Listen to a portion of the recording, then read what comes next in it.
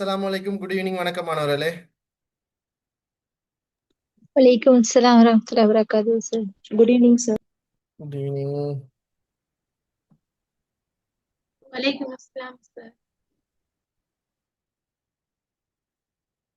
சரி, ஓகே. நாங்க இன்னைக்கு திருத்தங்களை பார்க்கிறோம். ஸோ திருத்தங்களை பார்க்கறதுக்கு முதல்ல நான் இன்னைக்கு ஒரு பிளான்ல தான் வந்தேன். எப்படி சரி இன்னைக்கு முழு ஒரு நாள்ல திருத்தத்தை முடிப்போம்னு சொல்லி. ஆனா எப்படியும் உங்களுக்கு டவுட் கூட வரும். இதை ஒரே நாள்ல முடிச்சா ஒரு பூரண அறிவு இருக்காது என்ன? அப்படித்தானே உள்ள? ஸோ அதனால இன்னைக்கு 13 17 மட்டும் பார்ப்போம். மீதி ஈக்க திருத்தங்களை 13 17 இன்றைக்கு, தென் 18 19 20 21 22 வரைக்கும், 21 தானே, 21 வரைக்கும் நாங்க அடுத்த பாடத்துல பார்ப்போம். சரி, ரைட். நாங்க இன்னைக்கு திருத்தங்கள் சம்பந்தமாக நாங்க பார்ப்போம். ரைட், முதலாவது திருத்தம் அப்படின்னா என்ன? நான் என்ன சொல்லி தந்தேன் முதல்ல சொல்லுங்க பார்ப்போம். இப்போ ஒரு புத்தகத்துல நிறைய பக்கங்கள் இருக்கும். அது சரியில்லைன்னு சொன்னா அந்த தாளை பிச்சு எடுத்து அதுக்கு பதிலா ஒன்றை கொண்டு வருது. அதுக்கு நீங்க அந்த உதாரணம் சொன்னீங்க. அப்ப திருத்தம்னு சொல்லக்கல, அது பிழைன்னு சொன்னா அதை திருத்துறது. திருத்தத்துக்கு இன்னொரு பேரும் சொல்லுவாங்க, என்ன?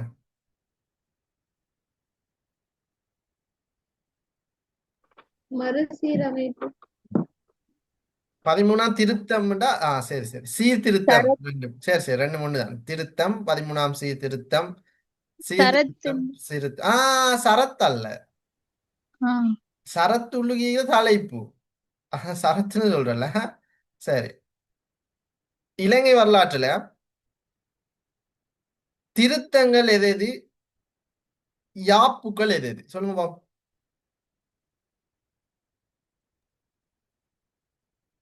கோல்ஃப்ரூக்ல இருந்து 72 வரைக்கும் வந்தது யாப்பு.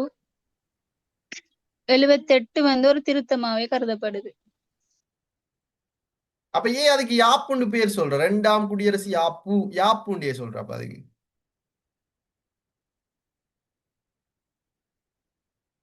அதுலதான் வலுவான சில திருத்தங்களை கொண்டு வந்திருக்கிறாங்க. நிறைவேற்று ஜனாதிபதி அந்த தேர்தல் முறை, அதால அத யாப்புண்டே சொல்றாங்க இல்ல. சொல்றாங்க. யாப்புண்டே சொல்றாங்க, அப்படியா? உம் சரி, ரெண்டாம் குடியரசு யாப்புன்றது அங்க செய்யப்பட்ட முதல் திருத்தம் தானே அது. அந்த குடியரசு யாப்பின் மீது செய்யப்பட்ட, முதலாம் குடியரசு யாப்பின் மீது செய்யப்பட்ட முதலாவது திருத்தம். அப்ப அதை முதலாவது திருத்தம் கொண்டு வரையலாம். சீர்திருத்தம் ரெண்டாம் குடியரசு யாப்புன்னு தான் வைக்கணும். ஸோ அவங்க வச்சிருந்தாங்க. ஸோ அப்ப நாங்க அதை விளங்கி வச்சுக்கணும். அதே மாதிரி பலமான ஏற்பாடுகள் அங்க ஏற்பட்டதாலே தான் ரெண்டாம் குடியரசு யாப்புன்னு சொல்றது. ரைட், பட் அதுவும் ஒரு திருத்தம் தான்றதை நீங்க இன்னைக்கும் மறந்துடக்கூடாது. ரைட், முதலாம் குடியரசு யாப்பு வரைக்குமே எல்லாமே யாப்பு தான். முதலாம் குடியரசு யாப்புக்கு பிறகு வந்த எல்லாமே நாங்க இந்த 78ல ஆரம்பிச்சு 13 17 18 19 20 21 வரைக்கும் எல்லாமே திருத்தங்கள் தான். சரி, அப்ப இதெல்லாமே அப்ப உண்மையிலேயே அந்த மாஸ்டர் யாரா இருக்கும்? யாப்புலி திருத்தம் கொண்டு வந்தது திருத்தம் கொண்டு வந்த மாஸ்டரா? அப்ப மஹிந்த ராஜபக்சே மாஸ்டர் தான்.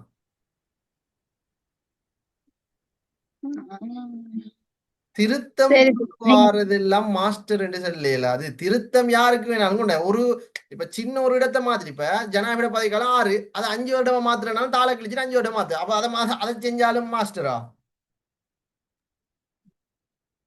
அப்படி சொல்லலாம். பிள்ளைகள், திருத்தம் யாருக்கு வேணாலும் கொண்டு வரலாம். நீங்க போனா பார்லிமெண்ட்டுக்கு நீங்க உங்களுக்கு கொண்டு வந்துடலும். திருத்தம் எல்லாம் இஷ்யூ இல்லை. யாப்பு ஈஸியா கொண்டு வந்துடலுமா? எவ்வளவு படிக்கணும், எவ்வளவு யோசிக்கணும், நாட்டுற சிச்சுவேஷன் அது இது. ஒரு யாப்பு கொண்டு வர்றது ஈஸியா போயிட்டுமா? சோ நம்ம நாட்டுல ஒருத்தர் அறியின யாப்பத்தான் இன்றைக்கு வரைக்கும் திருத்தி திருத்திக்கிறாங்க. யார் அறியின யாப்பு? பது கொல்வின் ஆடி சில்வா. அவருக்கு பிறகு இன்றைக்கு வரைக்கும் ஒரு மகனால், அதாவது ஒருத்தரால ஒரு யாப்பு கொண்டு வர இயலுமா இருக்கா? அவருக்கு பிறகு இன்றைக்கு வரைக்கும் ஒருத்தரால ஒரு யாப்பு கொண்டு வர இயலாம இருக்குது. பாருங்க அந்த டைம்ல. அப்ப இவர் அதுதான் சொல்ற. அவர் சும்மாலா, சும்மா இந்த யூனிவர்சிட்டி படிச்சால், அவர் எது முடிச்சால்? கலாநிதி என்ன? பிஹெச்டி, பிஏ, எம்ஏ, அதுக்கு பிறகு பிஹெச்டி முடிச்ச ஒருத்தர். அதான் இதை பாருங்க, இந்தியால அம்பேத்கர் எல்லாம் லேசா யாப்பு கொண்டு வர்றது அவ்வளவு ஈஸி இல்ல பிள்ளைகள். திருத்தங்கள் கொண்டு வந்துடும், அது இஷ்யூ இல்ல. திருத்தங்கள் யாருக்கு வேணாலும் கொண்டு வர இயலும். ம். அதெல்லாம் இஷ்யூவே இல்லை. ஆனா யாப்பு கொண்டு வர சரி கஷ்டம். அதுக்குண்டே ஒரு மாசம். யாப் எப்படி தெரியுமா? இந்த படம் இயக்குறவங்களை பார்த்துருக்கீங்களா? கதை, திரைக்கதை, வசனம், இயக்கம், டைரக்ஷன். அது சும்மா நினைச்சு டைரக்ஷன் பண்ணிடுமா ஒரு படத்தை? இல்ல அதுக்கு யோசிக்கணும் நிறைய கதைகளை எப்படி எடுக்கிற. இவ்வளவு யோசிக்கணும். ஜனநாயகம் படம் பார்த்துட்டீங்களா எல்லாரும்? இல்ல சார், ஆ இல்ல. உண்மையா ஓ சார் சொல்ல பார்த்தேன். பார்க்கல. சபாக்கு என்ன பார்த்தாச்சா? ஓ சார் பார்த்தேன். எப்படி இருக்குது கதை? நல்லா இருக்குது. ஆ சரி, அந்த கதை, திரைக்கதை, வசனம், இயக்கம், டைரக்ஷன், அது அவ்வளோ ஈஸி இல்ல பிள்ளைகள். 3 மணித்தியால படம் உண்டுட ஸ்டார்ட்ல இருந்து எண்டிங் வரைக்கும் படத்துல என்ன பேசணும், எந்த இடத்துல ஷூட்டிங் நடக்கணும், அந்த கதாபாத்திரத்துக்கு யாரு ஷூட்டபிள், எப்படி டான்ஸ் ஆடணும், எப்படி மியூசிக், அது இது எல்லாத்தையும் ஒரு ஆள் டைரக்ஷன் பண்றது அவ்வளோ ஈஸியா? ஆ ஒரு படம், ஒரு 3 ஹவர் படத்துக்கே ஒருத்தர் ஒரு மாசம் யோசிக்க வேண்டியது இருக்கு.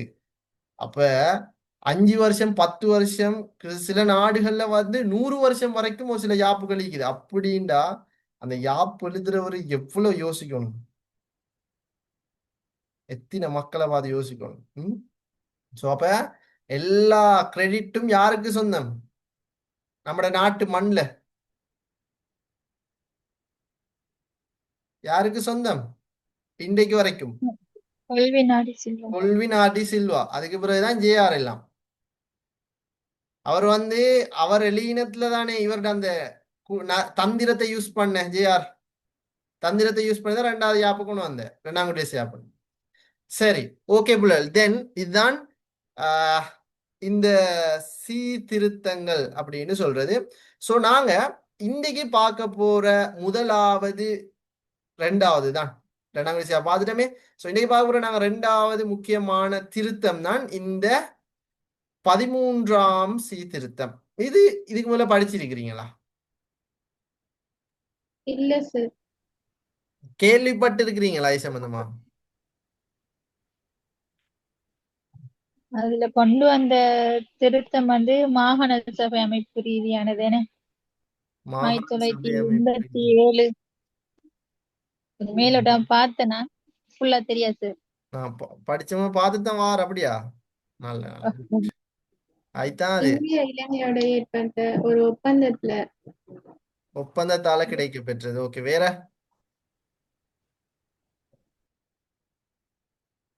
வேற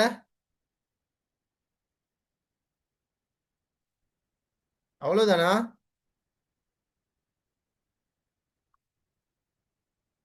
சரி, ஏதோ கேள்விப்பட்டதை சொல்றீங்க. ஓகே, சரி. இந்த 13வது அரசியல் அமைப்பு சீர்திருத்தத்துக்கு நாங்க போவோம். இந்த 13ஆம் திருத்தம்ன்றது நமக்கு ஒன்றும் புதுசு கிடையாது. ரைட்? இந்த 13ஆம் அரசியல் அமைப்பு திருத்தம் நமக்கு புதுசு கிடையாது. ஏன்னா நாங்க இதுக்கு முதல்ல இது சம்பந்தமாக 4வது யூனிட்ல ஒற்றையாட்சி சிஸ்டம் பார்த்தோம் தானே? இந்த 4வது யூனிட்ல நாங்க இந்த ஒற்றையாட்சி சிஸ்டம் பார்த்தோம் தானே? உங்கள்ட்ட கேட்கிறேன். ஓம் சார். ஒற்றையாட்சி நாம படிச்சிட்டோம், அப்படித்தானே?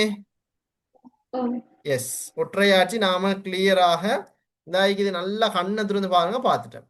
அதே மாதிரி யூனிட் 10, அதாவது 10வது யூனிட்ல இது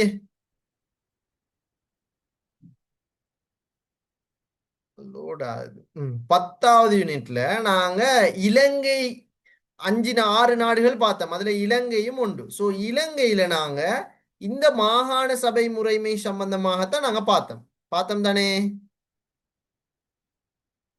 ஓம் சார். பார்த்தோம். ரைட். அப்ப நமக்கு இது ஒன்றும் புதுசு கிடையாது. ரைட்? இந்த 13ஆம் திருத்தம் ஒன்றும் நமக்கு புதுசு அல்ல. இது நாம ஆல்ரெடி பார்த்ததுதான் என்றதை நாம தெளிவாக விளங்கி வச்சுக்கொள்ள வேணும். சரிதானே? ரைட். இன்னைக்கு நாங்க பார்க்க போறது இந்த 13ஆம் திருத்தத்தை தான். ரைட்? இந்த 13ஆம் திருத்தம் வாரத்துக்கு முதல்ல இது 1987ஆம் ஆண்டு தான் கொண்டு வரப்பட்ட. இப்ப நான் கேட்கிறேன், இந்த திருத்தம் கொண்டு வரதுக்கு முதல்ல நம்ம நாட்டுல இப்ப என்ன நடந்தோம்? நாம இப்ப அந்த ஜெனரேஷனே பேய்த்திரணும். 1900 எத்தனாம் ஆண்டு பேய்த்திரணும்? 72. 70. இப்ப இந்த யா பீக்குது. கொண்டு வரதுக்கு முதல் 78 கால பகுதிக்கு நாங்க போயிட்டோம். 78, 80, 82, 84 அந்த கால பகுதிக்கு நாங்க போயிட்டோம். இப்ப நான் கேட்கிறேன், இப்ப நாட்டுல என்ன நடந்து கொண்டிருக்குது? அந்த காலப்பகுதியில், அதாவது 82, 84 காலப்பகுதியில் என்ன நாட்டுல நடந்து கொண்டிருக்குது? என்ன ஸ்டார்ட் ஆயிட்டு? இந்த இனத்துவ பிரச்சனைகள், இனங்களுக்கு 30 வருட கால யுத்தம் ஸ்டார்ட் ஆயிட்டா? ஓ, முதலாம் குடியரசு யாப்புல ஸ்டார்ட் ஆயினது அதே தொடரா நடந்து கொண்டுதான் நீக்குது. இப்ப 1982, 84 ஆகும் போது உக்கிரமம் அடைஞ்சிச்சு. வடக்கு கிழக்க பிரபாகரன் பிடிச்சின்னு இலங்கை அரசாங்கத்துக்கு இந்த யுத்தம் செய்யறாது. இலங்கை அரசாங்கம் பிரபாகரன் படைக்கு ஈடு கொடுக்க முடியாம இவங்களும் யுத்தம் கண்டினியூவா நடந்து கொண்டுதான் இருக்குது. ஒரு நாள் 2 நாள் நடந்து கொண்டே இருக்குது. ஆனா இப்படி நடந்து கொண்டு ஈகிறதால இலங்கை அரசாங்கத்தால இலங்கையால முன்னேறி இலங்கை டெவலப் ஆகுது இல்ல. டூரிஸ்ட் நாட்டுக்கு வாராங்க இல்ல. இப்ப பாத்தீங்கன்னு சொன்னா நம்ம என்ன லெபனான் அது ஒரு பயங்கரவாத நாடுன்றோம். ஆப்கானிஸ்தான் ஒரு பயங்கரவாத நாடு, பாகிஸ்தான் பயங்கரவாத நாடுன்னு சொல்றோம். அப்படித்தானே எல்லாரும் சொல்றது. சோ இந்த ஈரான் என்றாலும் அது பயங்கரவாத ஆதரவு நாடு. அந்த டைம்ல நம்மட நாட்டையும் சொன்னது இப்படித்தான். யுத்தம் நடந்து கொண்டு இருக்கக்கூடிய நாடு. அப்படிதான் நம்மட நாட்டையும் அந்த டைம்ல அறிமுகம். நம்ம நாடு அதுக்கு முதல்ல ஃபேமஸ் இல்லை. இந்த யுத்தம் நடக்க போய் உலகம் ஃபுல்லா ஃபேமஸ் ஆயிடுச்சு. இப்ப ஈரான் பாருங்க, உலகம் ஃபுல்லா ஃபேமஸ் ஆகுது. தென் ஏன்னா யுத்தம் நடக்கிற சுட்டி. அந்த டைம்ல நம்மட நாடும் இதே மாதிரி தான் உலகம் ஃபுல்லா ட்ரெண்டிங் ஆயிடுச்சு. சோ இப்படி யுத்தம் நடந்து கொண்டிருக்கிற என்ன காரணம்? ஏதாலும் ஒரு காரணம் தேவைதானே. இப்ப ஈரானுக்கும் இஸ்ரேலுக்கும் யுத்தம் நடக்கிற காரணம் ஈரான் தலைவரை கொண்டதால. தென் இலங்கை அரசாங்கம் இலங்கை ஏன் இப்படி ரெண்டா பிரிஞ்சு பிரபாகரன் ஒரு பக்கத்தால இலங்கை அரசாங்கம் என்ன காரணம்? என்ன ரீசன்? சிறுபான்மை மக்களுக்குரிய உரிமைகளை கொடுக்கல, அவங்களை கஷ்டப்படுத்தின. அதனால பிரபாகரன் அவங்களுக்குரிய உரிமை அவங்களுக்கு கொடுங்கன்னு சொல்லி அவங்களோட போர் தொடுத்த ஆரம்பத்துல அவங்க கேட்டது வேற, இவர் போராடினது வேறதை கேட்டு என்னது? ஆரம்பத்துல கேட்ட தங்களுடைய அடிப்படை உரிமைக்கு திரும்ப அது யுத்தம் பெருக்கெடுத்து எங்களுக்குன்னு தனி நாடாக்கி தாங்க எங்கட ஊரு அப்படின்னு கேட்டு வலுப்பட்டுட்டு. Very good. ஆரம்பத்துல அவங்க கேட்டு எங்கட உரிமையை தாங்க, சிறுபான்மை உரிமை தந்தீங்க, ஆனா வெறும் ஜாப்பு அலங்காரம். அது சரி, அது சரி தந்தீங்களேன்னு பொறுத்திருந்தா அதை கூட முதலாங்குடி சாப்பிட தூக்கி போட்டு இலங்கை ஒரு பௌத்த நாடு முத்திர அடிச்சு விட்டாங்க. அதுக்கு பிறகுதான் கடைச செல்வநாயகம் காலில் விழுந்து அழுத குறையெல்லாம் எல்லாம் செய்ய பார்த்தா அதுக்கும் ஒத்து வரல. அவங்களுக்கு ஒன்றும் தரமாட்டேன் போங்க போறதுக்குன்னு சொல்லி அனுப்பி விட்டாங்க. அதுக்கு பிறகுதான் பிரபாகரன் இனி வாயால பேசி சரி வராது, வாளால தான் பேசணும்னு யுத்தம் ஸ்டார்ட் ஆயிடுச்சு. சரி, அப்ப அவங்க அண்டை கேட்டதை கொடுத்திருந்தா யுத்தம் வந்தீக்கா? உரிமைதானே பிள்ளைகள் கொடுத்தா என்ன குறைஞ்சா போகுது. கொடுத்திருந்தா பிரச்சனை வந்தீக்காது. அப்ப கொடுக்காம இருக்க போய்தான் அவங்க என்ன வடக்கையும் கிழக்கையும் தனியா பிரிச்சு தமிழீழ பேர் வச்சாங்க. வடக்கையும் கிழக்கையும் பிரிச்சு அது தமிழீழம் தனி அரசு கோரி இலங்கை அரசோட யுத்தம் செஞ்சாங்க. ஆனா இலங்கை அரசாங்கத்துக்கு இந்த வடக்கையும் கிழக்கையும் விட்டு கொடுக்கறது விருப்பம் இல்லை. சமஷ்டின்றத இலங்கை அரசாங்கம் பௌத்த மக்களை எப்படி பார்த்தாங்கன்னா எங்கட நாட்டுட ஒரு அச்சுறுத்தலாக அதிகம், நாட்டுக்குள்ளுக்கு இப்படி பிரிவினை இருக்கக்கூடாதுன்னு இலங்கை அரசாங்கம் பார்த்துச்சு. அதனால இலங்கை அரசாங்கம் விடல, பிரபாகரனும் விடல. எங்களுக்கு தமிழீழம் வேணும்ன்றதுல ஒத்த கால நின்று அவர் இந்தியாவிலேருந்து பெரிய பெரிய ஆயுதங்கள் எல்லாம் கொண்டு இலங்கை அரசாங்கத்தோட யுத்தம் செஞ்சா. ஆனா இலங்கை அரசாங்கத்தால என்ன செய்யலாம் போயிட்டு தாக்கு பிடிக்கவே இல்லாம போயிட்டு. ஸோ அப்ப யுத்தம் இப்ப உக்கிரமாக நடந்து கொண்டிருக்கிற சந்தர்ப்பத்துல இந்தியாவோட பிரைம் மினிஸ்டரா இருந்தவர் தான் யாரு? ராஜீவ் காந்தி. ராஜீவ் காந்தி. இவரை பத்தி கேள்விப்பட்டிருக்கிறீங்களா? கேள்விப்பட்டிருக்கிறீங்களா? ரைட், இவர் தான் ராஜீவ் காந்தி. அந்த டைம்ல பிரைம் மினிஸ்டரா இருந்தார். அப்ப இவங்க நான் சொல்லியிருக்கிறேன், நம்மட நாட்டுக்கு ஏதாவது உண்டா ஆரம்பத்துல கை கொடுக்கிற நம்மட சகோதரர்கள்னா எந்த நாடு? இந்தியா. தான். அது இந்திக்கு மட்டுமல்ல, அன்று தொடக்கம் விஜயன் எங்க ஆஸ்திரேலியால இருந்து நம்ம நாட்டுக்கு இந்தியா இந்தியா. இந்தியால பண்டுகாபேன் எங்க இருந்துட்டு வந்த சோமாலியால இருந்தா இந்தியால பத்த கச்சானா எங்க இருந்துட்டு வந்த போர்த்துகல்ல இருந்தா இல்ல மதுரை இளவரசி வந்து எங்க ரொனால்டோ நாடு அந்த நாட்டுல இருந்தா ரொனால்டோ நாட்டுல இருந்தா இல்ல இந்தியா. ஆ இவரால் இந்த இந்தியா. நாடு பெஸ்ட் வரலாறு நம்ம நாட்டு வரலாறே விஜயன் மதுரை இளவரசி பண்டு வாசுதேவன் பத்த கச்சானா ஆரம்பமாது சோ அவங்க எங்க நாடுன்னு கேக்குறேன் நான் இந்தியா இந்தியா சோ அண்டு தொடக்கம் நம்ம சோழர்கள் எல்லாம் நம்ம நாட்டை ஆண்டிக்கிறாங்க ஏன்னா அவங்க இந்தியாவை மட்டும் ஆளல்ல சோழ சாம்ராஜ்யம் சோழர்கள் வந்து நம்ம நாட்டையும் ஆண்டிக்கிறாங்க நம்ம நாட்டு பௌத்த பிக்குகள் இந்திய தலைவர்கள்ட்டே சொல்லியிருக்கிறாங்க எங்கட நாட்டு ஆளுங்க அந்த புன்னீர் செல்வம் படம் பாத்தீங்களா புன்னியன் செல்வன் ஓம் சார். அதுல சொல்றாங்க தானே பௌத்தர்கள் சொல்றாங்க தானே அந்த அவட பேர் என்ன யாரோட பேரு? ஜெயம் ரவி ஜெயம் ரவி அவர் கதாபாத்திரமே புன்னீர் செல்வன் அவர் தானே லங்கை ஆட்சி செஞ்சு அவர்கிட்ட சொல்றாங்க தானே பௌத்த பிக்கல் எங்கட நாட்டை ஆட்சி செய்யுங்கன்னு சொல்லி ஆனா ஆ, அவர் வந்து இந்தியாவோட முடிக்குரிய இளவரசன் ஆனா அவர் இந்தியாவுக்கு போகாம இலங்கை ஆட்சி செஞ்சார் இலங்கையோட இருந்தாரு சோ அப்படி அந்த அது உண்மை கதை பொய்க்கதை அல்ல அது உண்மை கதை இலங்கையில அப்படி நடந்தது சரி இப்ப நான் எந்த கேக்குறேன்டா நம்மட நாடு என்ன ஆபத்துல இருந்தாலும் பிள்ளைகள் முதலாவது கை கொடுக்கிற சகோதர நெய்பர்ஸ் என்று சொன்னா இரத்த உறவுன்னா இந்தியா தான் ரைட் ஏண்டா நான் சொல்லிட்டேன் நம்ம நாட்டுல அவங்க உதவி செய்யறதுக்கு பல காரணம் குறிப்பாக அவங்களோட நாட்டு மக்கள் அரைவாசி பேர் இங்கே இருக்கிறாங்க அதே மாதிரி கடைசி தமிழன் ரத்தம் இருக்கும் வரைக்கும் நாங்க சப்போர்ட் பண்ணுவோம்னு சொல்றதானே அந்த கடைசி தமிழர்ன்றது எங்க இந்தியாலே ஆயிக்கிறாங்க இலங்கையில இருக்காங்க. இலங்கையில தான் நீக்கிறாங்க சோ இந்தியா என்றைக்கும் சப்போர்ட் பண்ணும் நான் நேற்று கூட சொல்லியிருந்தேன் நம்ம நாட்டுல எம்புலன்ஸா இருக்கையிலும் தித்வா சூறாவளி புயலால பாதிக்கப்பட்ட டைமுக்கு நமக்கு பாலங்களோ உதவி செஞ்சதா இருக்கையிலும் போம் பிளாஸ்ட் நடக்க முதல்ல நடக்க போகுதுன்னு ஓன் பண்ணதா இருக்கையிலும் தித்வா சூறாவளி வரப்போகுதுன்னு அதை ஓன் பண்ணதா இருக்கையிலும் எல்லாமே இந்த கச்சத்தீவு கூட நம்ம நாட்டுக்கு ஆரம்பத்துல அவங்க விட்டு கொடுத்தாங்க சோ இப்படி எல்லாமே நடந்து கொண்டுதான் நீக்குது எல்லாத்துலயுமே அவங்க ஹெல்ப் பண்ணிட்டே இருக்கிறாங்க ஒரு நாளும் ஹெல்ப் பண்ணல இந்த ஹெல்ப் பண்ணாமே அல்ல சரி ஹெல்ப் பண்ணிட்டு தான் ஈக்கிறாங்க அதே மாதிரி தான் ஹெல்ப் பண்ணதுக்கு காரணங்கள் ஈக்குது ஏன்னா அவங்களோட நாட்டு மக்கள் நம்ம நாட்டுல ஈக்கிறாங்க நம்ம நாட்டுக்கும் அவங்களுக்கும் பல ஆண்டுகளுக்கு மேலால பல நல்லுறவு தொடர்புகள் ஈக்குது சோ இதுவளால இந்தியா நம்மளோட தொடர்பு ரைட் இப்ப நாம இலங்கையில இப்படி ஒரு யுத்தம் நடக்குது அப்படின்ற ஒரு செய்தி இந்தியா கேள்விப்படுது இப்ப யுத்தம் நடக்குதுண்டா யாருக்கு இடையில முஸ்லீம்களுக்கும் பௌத்தர்களுக்கும் இடையிலையா இல்ல இந்து மக்களுக்கும் பௌத்த மக்களுக்கும் இடையிலையா இந்துக்களுக்கும் பௌத்தர்களுக்கும் இடையில அப்ப இந்தியாவுக்கும் பாதிப்பு வரும்னு பயப்பட்டிருப்பாங்க. ரைட் இந்துக்களுக்கும் பௌத்த மக்களுக்கும் இடையில தான் யுத்தம் நடக்குது சரி அப்ப இதுல குறிப்பா அவங்களோட நாட்டுல இருக்கக்கூடிய அதிகமானவங்க இங்க வந்திக்கிறானே இந்தியா வம்சாவளி எல்லாம் நீக்குது தானே அப்ப இதுல எப்படின்னு சொன்னா இந்துக்கள் இன மெயின் அவங்களோட நாட்டு மக்கள் இங்க இன்க்ளூட் ஆயிருக்கிறான் அவங்களோட யுத்தத்துல பிரதான கதாபாத்திரமா இருக்காங்கன்னு அதை பார்த்தாங்க இன்னொன்று அவங்களோட நாட்டிலையும் தமிழ்நாடு இந்த அந்த பராசக்தி படம் பாத்தீங்களா அதுக்காக நான் படம் எல்லாம் சொல்றேன்னு படம் எல்லாம் என்ன காரணம் காட்டி போய் பாக்குறேன்ல சரியா பிள்ளைகள் ஆஹ் சரி பாத்திருப்பீங்களோ தெரியல அது பார்க்கலாம் அது நீ அந்த இந்தியால நடந்த உண்மை சம்பவம் அந்த மொழி பிரச்சனை ஒரு நிமிடம் பிள்ளைல ஹலோ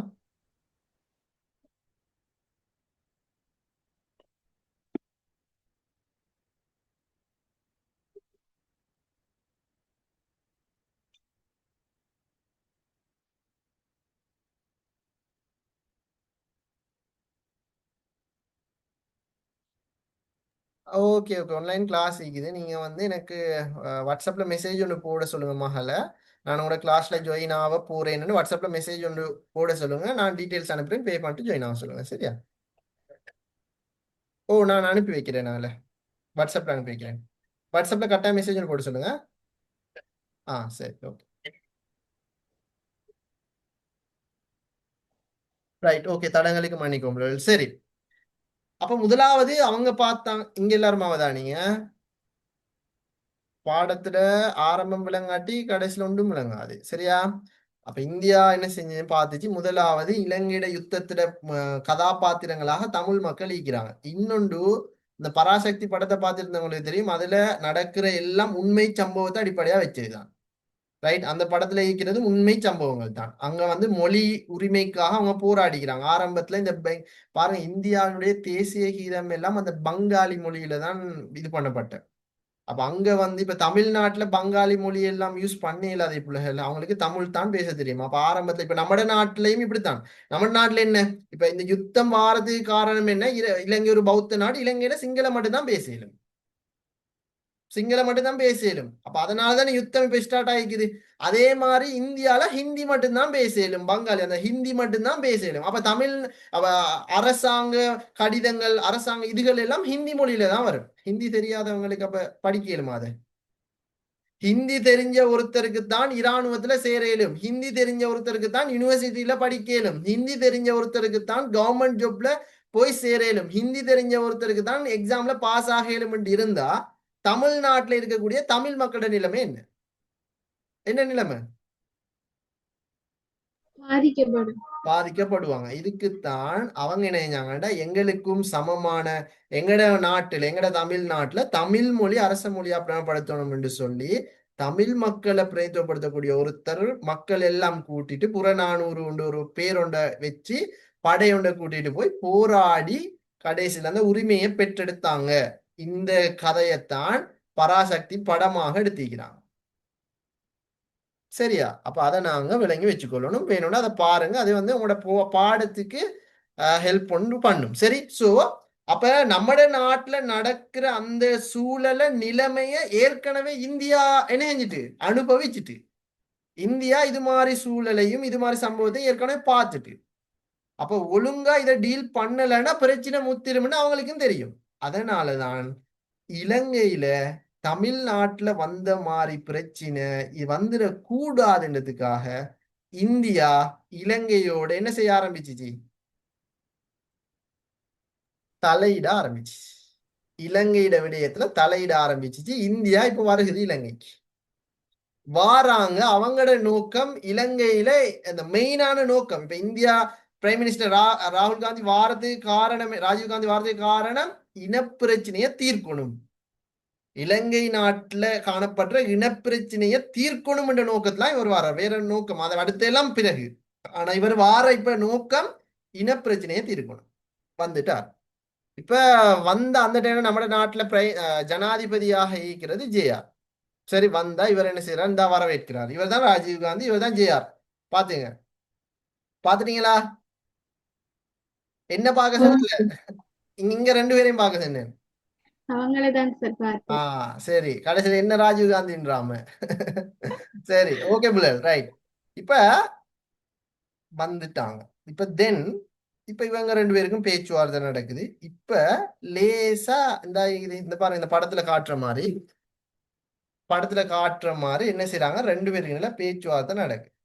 லேசா ராஜீவ் காந்தி விஷயத்த போடுறாரு. என்னண்டா, இப்ப உங்களோட நாட்டுல ஜேஆரை பார்த்து சொல்றாரு, உங்களோட நாட்டுல இப்படி ஒரு பிரச்சனை இருக்கு.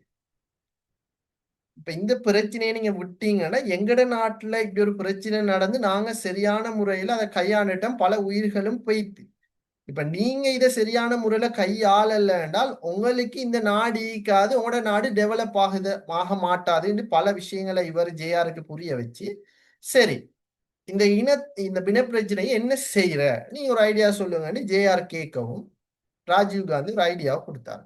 என்ன ஐடியாண்டா, இப்ப இனப்பிரச்சனையை உடனடியாக தீர்க்கணும் அப்படின்னா இந்த யுத்தம் எதுக்காக ஸ்டார்ட் ஆயிடுச்சு, அவங்க கேட்டது என்ன, மொழியுரிமையை கேட்டாங்க, அதை கொடுத்துடுங்க ராஜீவ்காந்தி சொன்னார்.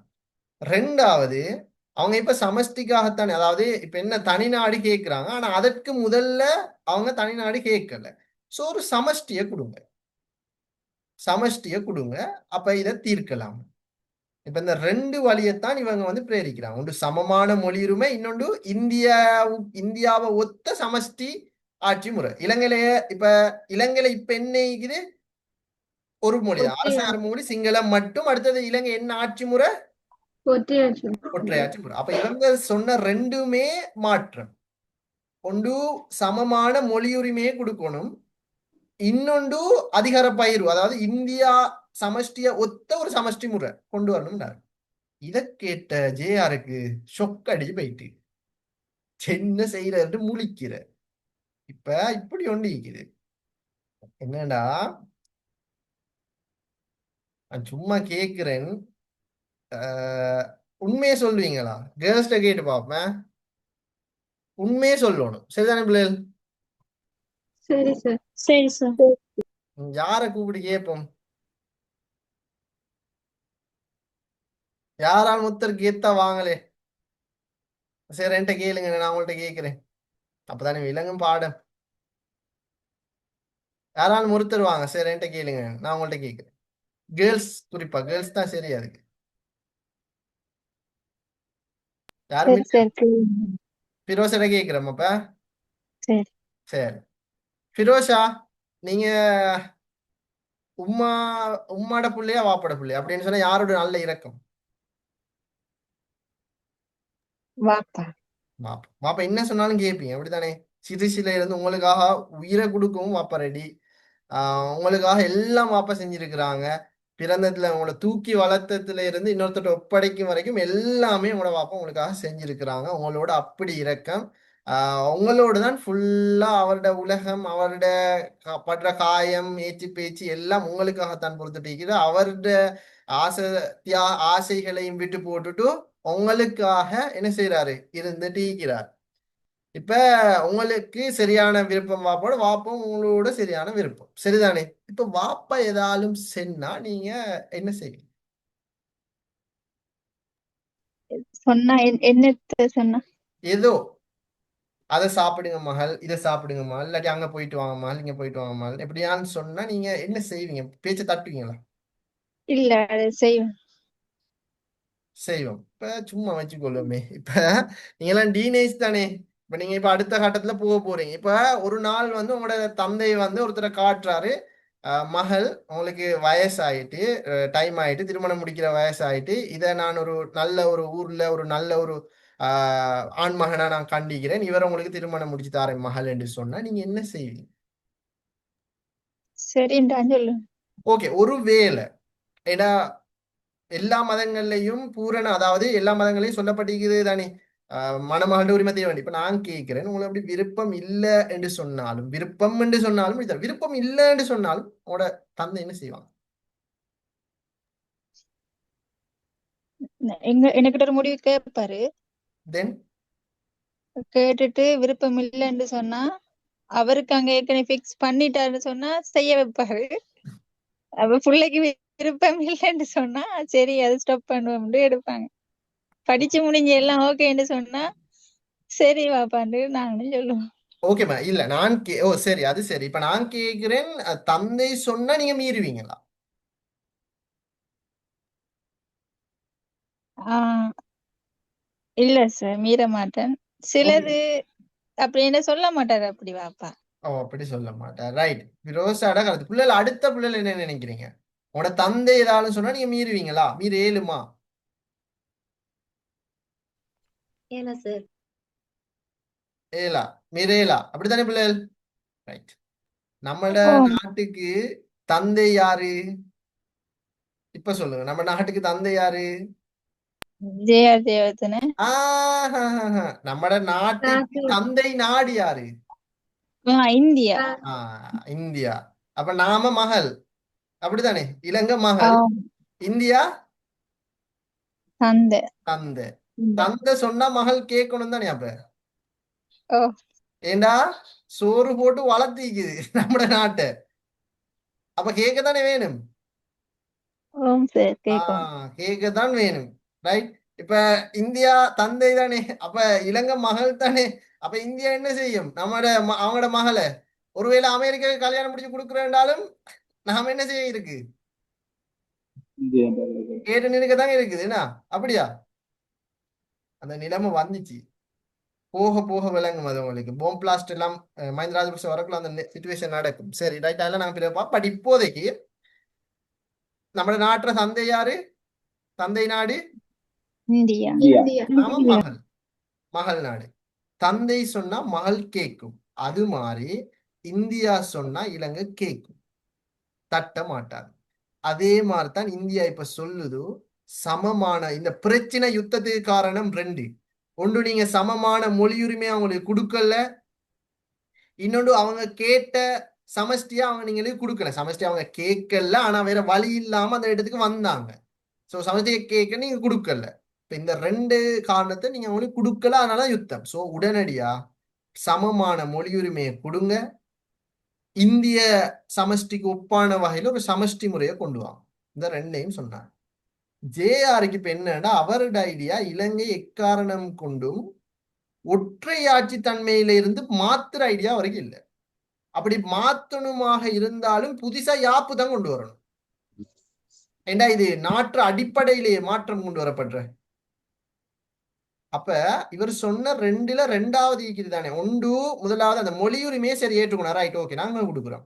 இலங்கையில இனிமேல் தமிழ் மட்டுமல்ல சிங்களமும் அரசகர்ம மொழி அப்படின்னு சிங்களத்தையும் அரசகர்ம மொழி, சாரி, சிங்களம் மட்டுமல்ல தமிழும் அரசகர்ம மொழி அப்படின்னு அதை ஓகே சொல்லிட்டாரு ஜேஆர். அது ஒன்று. ரெண்டாவது சமஷ்டின்றதுல கொஞ்சம் பின் வாங்கினாரு ஜேஆர். சமஷ்டி கொடுக்கலா, ஆனா சமஷ்டிய ஒத்த ஒரு ஆட்சி முறையை நாங்க ஒற்றையாட்சிக்குள்ளுக்கு இருந்தே செய்கிறோம் அப்படின்னு ஜேஆர் சொன்னார். அது எப்படின்னா இந்தியால இப்ப பாருங்க, அதைத்தான் சொல்றேன், ஒரு ஒற்றையாட்சிக்குள்ளுக்கு இவ்வளவு அதிகார பகிர்வு நடக்காது போல. ஒரு சமஷ்டி நாட்டுல தான் இப்படி அதிகார பகிர்வு நடக்குது. அப்ப ஒற்றையாட்சிக்குள்ளுக்கு சமஷ்டி தன்மை வந்தது நம்ம நாடும் பிரித்தானியாலையும் மட்டும்தான். ஒரு ஒற்றையாட்சி நாடாக இருந்தா அங்க அதிகார பரவலாக்கமைக்கும் அதிகார பகிர்வா. அதிகார பரவலாக்கம். ஒற்றையாட்சியில் அதிகார பரவலாக்கம். சமஷ்டியில என்ன வேர்டு யூஸ் பண்ற? அதிகார பகிர்வு. அதிகார பகிர்வு. பகிர்வு. ஆனா நம்ம நாடு ஒற்றையாட்சி தானே. அதிகார எனவே பகிர்வு. சரியா பார்த்தா நம்ம நாட்டுல என்ன வேர்டு வருகிறது இப்ப? பகிர்வு வருது. அதிகார பகிர்வு தான் வருது. நம்ம நாட்டுல மட்டுமல்ல, பிரித்தானியாலே அதிகார பகிர்வு தான். அதான் சொல்றேன், ஒற்றையாட்சி நாட்டிலே அதிக அதிகாரம் வழங்கப்பட்டது இலங்கையிலையும் பிரித்தானியாலையும் மட்டும்தான். ஸோ நம்ம நாட்டுல அப்ப என்ன செஞ்சாங்கடா, சில எம்சிக்யூல நான் பார்த்திருக்கிறேன், இலங்கையினுடைய இலங்கையின் 13ஆம் சீர்திருத்தப்படி இந்திய சமஷ்டி முறையை ஒத்த ஒரு சமஷ்டி சமஷ்டி முறைமை ஒன்று இலங்கையில் அறிமுகப்படுத்தப்பட்டதுன்னு ஒரு ஆன்சர் வருது. இதுக்கு எல்லாரும் சரின்னு அடிச்சுட்டு வந்துட்டு இருந்தீங்க. நீங்க எல்லாம் போன முறை கூட சீனியர்ஸ் இது சரியா? இல்ல இல்ல, அவரு சொன்ன ஜேஆர், அதாவது ராஜீவ் காந்தி சொன்ன என்னடா இந்தியாவை ஒத்த ஒரு சமஷ்டி முறையில கொண்டு வர. ஆனா இவர் ஜேஆர் மறுத்துட்டாரு. அவரு சொன்னாரு இந்தியா ஒத்த ஒரு சமஷ்டி முறை தேவையில்ல, ஆனா இந்தியால ஈக்கிற மாதிரி மாநில சிஸ்டங்களை எங்களுக்கு மாகாண அடிப்படையில கொண்டு வர இயலும் அப்படின்னு சொல்லி என்ன செஞ்சாருன்னா ஜேஆர் ஒற்றையாட்சி உள்ளுக்கே ஒரு அதிகார பகிர்வு முறை ஒன்று அறிமுகப்படுத்தும். அதாவது மாகாண சபை முறை அப்படின்னு. மாகாணங்கள் இப்ப நாட்டுல எல்லாம் ஒரு பார்லிமெண்ட் தானே இருக்குது. இப்ப நாட்டுல ஒரே ஒரு பார்லிமெண்ட் இருக்குது. இப்ப மாகாண சபை முறைண்டா இப்ப இப்ப பாருங்க, விஜய் வந்து இந்தியாவோட பிரைம் மினிஸ்டரா இப்ப நிறைய பேருக்கு அது கூட தெரியாது. ஒருவேளை எல்லாரும் பிரைம் மினிஸ்டர் ஆயிட்டு சொல்ற அவரை. இந்தியால மொத்தம் 29 ஸ்டேட் இருக்குது. அந்த 29 ஸ்டேட்ல ஒரு ஸ்டேட் தான் அது. அந்த ஒரு ஸ்டேட் உள்ளுக்கு எலெக்ஷன் நடந்து இது நடந்து அந்த ஸ்டேட்டுக்கு அவர் சிஎம் முதலமைச்சர். ரைட்? அது மாதிரி சிஸ்டத்தை தான் நம்ம நாட்டுக்கு கொண்டு வந்திருக்கிறான். நம்ம நாட்டிலையும் 9 மாகாணங்கள் இருக்குது. இந்த 9 மாகாணங்களும் 9 ஸ்டேட் மாதிரி. ரைட்? வட மாகாணத்துல ஆரம்பிச்சு வட மாகாணம், மத்திய மாகாணம், தெற்கு, சப்ரகமுவ, மேல், அடுத்த கிழக்கு மாகாணம் என்று சொல்லி 9 மாகாணங்கள் இருக்குது தானே. இந்த 9 மாகாணங்களுக்கும் 9 பாராளுமன்றம் இருக்குது. இந்த 9 மாகாணங்களுக்கும் 9 முதலமைச்சர் இருக்கிறாங்க, சிஎம். விஜய் தமிழ்நாடு சிஎம் மாதிரி நம்ம நாட்டிலையும் 9 மாநிலத்துக்கு 9 சிஎம் இருக்கிறாங்க, 9 பாராளுமன்றம் இருக்குது. 9 மாகாணத்துக்கும் இப்ப பாருங்க, உங்களுக்கு ஈக்கிறவங்க இலங்கையில இருந்து எல்லா இடத்துலயும் ஈக்கிறீங்க. நீங்க போற ஸ்கூல்ல வந்து பாருங்க, மாகாண பேப்பர் வருதா? மத்திய மாகாண பேப்பர், கிழக்கு மாகாண பேப்பர், வட மாகாண பேப்பர் வருதா உங்களுக்கு? அது உங்களோட மாகாணம் உங்களுக்கு தாரது. அவங்களோட மாகாணம் தர அதே பேப்பர் இன்னொரு மாகாணத்துக்கு போகாது, அங்க வேற மாதிரி பேப்பர் தான் போகும். இப்படி தனியா 9 மாகாணத்தையும் பிரிச்சு வச்சுக்கிறாங்க. ஆனா எப்படின்னா இந்தியால தமிழ்நாட்டுல இருந்து கேரளாவுக்கோ இல்லாட்டி காஷ்மீருக்கோ போறேன்டா கேட்டுட்டு தான் போகணும். ஏன்னா அவனோட ஸ்டேட்டர் அதாவது போர்டர் தாண்டது தானே. நம்ம நாட்டுல அப்படி இல்லை. நம்ம நாட்டுல மாகாணத்தை விட்டு மாகாணம் போறேன்டா கண்ண முடின்னு போத்தானே இருக்குது. நம்ம மீக்குதா வேணுமா செக்கிங் மட்டும் பண்ணுவாங்க. பாஸ்போர்ட் வாங்கியிருப்பாங்களா? நாடு சின்னம் தானே சார்? எப்படி? தமிழ்நாடு அந்த ஒரு ஸ்டேட்டை விட நம்ம நாடு சின்னம் தானே? ஆஹா, வெரி குட். ஓ, அதையும் சரிதான். தமிழ்நாடு நம்ம நாட்டோட ஒப்பிட்டு பார்க்கல பெருசு தெரியுமா? தமிழ்நாடு மட்டும். இப்ப இன்னும் ஜோக் கொண்டு செல்லவா, இன்னும் எல்லாரும் இன்னும் கேள்விப்பட்டிருந்தான். இப்ப ஸ்டேட்டஸ் போடுறது இப்ப பார்லிமெண்ட்ல அவரை புகழ்றாங்க, விஜய வந்து புகழ்றாங்க, அது இது அப்படி இப்படின்னு அப்படி எல்லாம் புகழ்றாங்க. இப்ப விஜய புகழ்ற அதுக்குள்ளுக்கும் என்ன கிழக்கு மாகாணத்துல அடுத்த இளைய தளபதி அடுத்த சிஎம் ஆக போறேன் யாருக்கு பேசிட்டு இருக்கிறேன் இப்ப? கிழக்கு மாகாணத்துல அடுத்த முதலமைச்சர் என்று சொல்லி ஒருத்தர் பேசிட்டு இருக்கிறார். சோ இப்படி எல்லாம் மீக்குது பிள்ளை. அப்ப நான் என்ன சொல்றேன்னுடா, நம்ம நாட்டுல இதுதான் சிஸ்டம். இப்ப இதுக்கு முதல்ல இந்தியா வர முதல்ல முழு நாட்டுக்கும் ஒரு பார்லிமெண்ட், முழு இப்படி சிஎம் சிஸ்டம் எல்லாம் இல்லை நம்ம நாட்டுல. அப்படி ஒன்றுமே இல்லை. ஏதாலும் தேவைன்னா டிரெக்டா கொழும்புக்கு தான் வரணும். ஆனா இப்ப அப்படி இல்லை. இந்த ஜேஆர் அதாவது இந்த ராஜீவ்காந்தி வந்து சொன்னது ப்ரோ, 9 மாகாணம் அதாவது இலங்கையை 9ஆ பிரிச்சுட்டாங்க. 9ஆ பிரிச்சு 9 மாகாணங்களும் 9 பார்லிமெண்ட்டை கொடுத்துட்டாங்க. எல்லாத்துக்கும் வேற வேற. இப்ப ஃபார் எக்ஸாம்பிளுக்கு ஒரு மாகாணத்தை எடுப்போம். எந்த மாகாணத்தை எடுப்போம் சொல்லுங்களேன், நீங்களே சொல்லுங்க. எந்த மாகாணத்தை எடுப்போம்? Eastern province. ஈஸ்டர்ன் ப்ரொவின்ஸ், கிழக்கு மாகாணத்தை எடுப்போம். இப்ப கிழக்கு மாகாணத்துல ஜனாதிபதி யாரு? அப்படிதான் பாக்குறேன். கிழக்கு மாகாணத்துல ஜனாதிபதி தான் முதல் அமைச்சர். அவர்கிட்ட அதாவது கிழக்கு மாகாணத்துக்கு உட்பட்ட எந்த விஷயமாக இருந்தாலும் யார்கிட்ட பேச்சுக்கு கட்டுப்படணும்? கிழக்கு மாகாண முதலமைச்சருக்கு கட்டுப்படணும். கிழக்கு மாகாண ஆளுநருக்கு நம்ம நாட்டு முதலமைச்சர்ல ஆளுநர்னு தான் சொல்றேன், ஆளுநருக்கு கட்டுப்படணும். அவரு சொல்ற கிழக்கு மாகாணத்துல என்ன நடக்குதோ அது எல்லாத்துக்கும் அவர் சைமிச்சாகணும். ஜனாதிபதி சைமை. ஏன்னா ஜனாதிபதிக்கு ஒத்த அதிகாரங்களை கொண்டவர் தான் யாரு? கிழக்கு ஒவ்வொரு 9 மாகாணத்திலும் இருக்கக்கூடிய அதே மாதிரி நம்ம முழு நாட்டுக்கும் ஜனாதிபதி ஒரு ஆள், அதே மாதிரி பிரதமர் அமைச்சர் தானே. அதே மாதிரி 9 மாகாணத்திலையும் 9 ஆளுநர் இருக்கிறாங்க. அதே மாதிரி அந்த ஆளுநர் மாதிரியே நம்ம நாட்டு மெயின் பாராளுமன்றம் மாதிரியே 9 மாகாணத்துக்கும் 9 மாகாண சபைகள் இருக்குது. அந்த மாகாண சபை உள்ளுக்கும் பிரதமர் உள்ளிட்ட அமைச்சரவை மீக்குது. அது 9 மாகாணத்துக்கும் வேற வேற மாதிரிக்கும். மாகாண சபை எலெக்ஷன் நடக்கிறதா நம்ம நாட்டுல நடக்கிற இந்த மாகாண சபை எலெக்ஷன் 1987ஆம் ஆண்டுகளுக்கு முதல்ல இல்ல. ஏன்னா மாகாண சபை தான் இல்லையே. இது கொண்டு வந்தது இப்படிதான் எலெக்ஷன் நடக்குது. 2014ஆம் ஆண்டுக்கு பிறகு இன்னும் நடக்கல மாகாண சபை எலெக்ஷன். சோ மாகாண சபை எலெக்ஷன் எல்லாம் மீக்குது. சரி, மாகாண சபை எலெக்ஷன் உள்ளூராட்சி மன்றத்தை எல்லாம் விரைவில் நடந்தது. சரியா? அப்ப நல்லா ஞாபகம் வச்சுக்கணும். சரி, விளங்கிட்டா இது உங்களுக்கு? ஓகே. இப்ப பாருங்க, இப்ப ஒவ்வொரு இப்ப இலங்கையோட 9 மாகாணங்களும் சரியான வளர்ச்சி வீதத்தை கொண்டிருக்குது. இல்ல அப்படி இல்ல. சில மாகாணங்கள் கல்வி அப்படின்னு டெவலப் கூடிட்டே போகுது, சில மாகாணங்கள் குறைஞ்சிட்டே போகுது, சில மாகாணங்கள் கூடிட்டே போகுது. ஏன்னா அது பிரிச்சு வச்சுக்கிறாங்க. சில மாகாணங்கள் எப்படி செய்யுது, இந்த வட மாகாண பேப்பர், இந்த கிழக்கு மாகாணத்துல இந்த மாகாண பேப்பர் தராங்க தானே, அது அவங்கட பொறுப்பு. அவங்கட மாகாணம் இல்ல 9 மாகாணத்துக்குமே போட்டி. எந்த மாகாணம் கல்வியில கூட வருது, எந்த மாகாணத்துல டெவலப் கூட நடக்கு, எந்த மாகாணத்துல சிச்சுவேஷன் எல்லாம் நல்லா இருக்குது, எந்த மாகாணத்துல அமைதி நல்லா இருக்குது அப்படின்னு இந்த 9 மாகாணத்தையும் ஜனாதிபதி பார்த்துட்டு இருப்பாரு. இப்ப அதுக்காகத்தான் கிழக்கு மாகாண பிள்ளைகளோட தரத்தை கூட்டணும்ன்றதுக்காகத்தான் A-லெவல்ல நல்ல பெரு எடுக்கணும் தான் கிழக்கு மாகாணத்துல இருக்கக்கூடிய ஸ்பெஷலிஸ்டான ஆட்களை கொண்டு பேப்பர் ஒன்று எடுத்து A-லெவல் பேப்பர் மாதிரி ஒத்த பேப்பர் ஒன்று எடுத்து உங்களுக்கு தாராங்க. ஏன்னா நீங்க பிராக்டிஸ் எடுத்து A-லெவல்ல என்ன செய்யணும், நீங்க நல்லா ரிசல்ட்ஸ் எடுத்தா அது எந்த உங்களோட வீட்டுக்கு உங்களுக்கு பெருமை, வீட்டுக்கு பெருமை. ஒழுங்கா பார்த்தா அது எந்த இடத்துக்கு பெருமை, எந்த மாகாணத்துக்கு பெருமை, நீங்க இருக்கிற உங்களோட மாகாணத்துக்கு தான் பெருமை. ஜனாதிபதி பாப்பாரு இந்த புள்ள எந்த மாகாணம், போட்டி கூட்டிட்டே போகும். 9 மாகாணத்துல எந்த மாகாணத்துல ஏ புள்ளி கூட வருது? இப்ப அகில இலங்கை ரீதியில ஃபெஸ்ட் அடிச்ச பொடியன் எந்த எந்த மாகாண பொடியன்?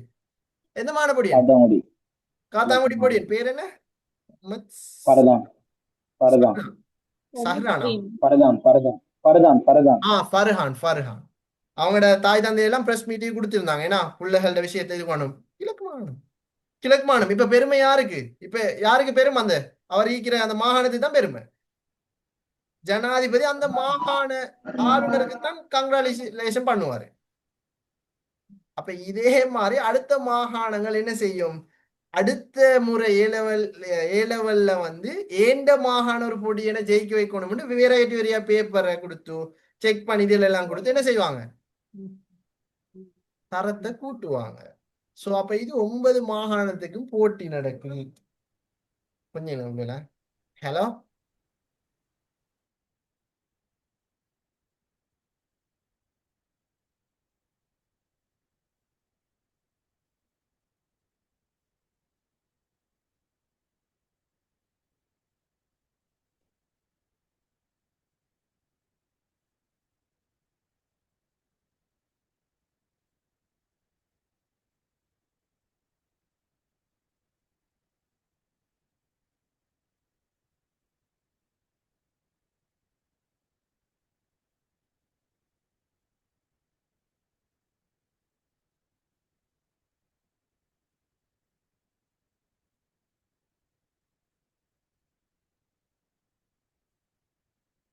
சரி, ஓகே புள்ளல். தென் இந்த மாகாண சபையோட சிஸ்டம் விளங்கிட்டா?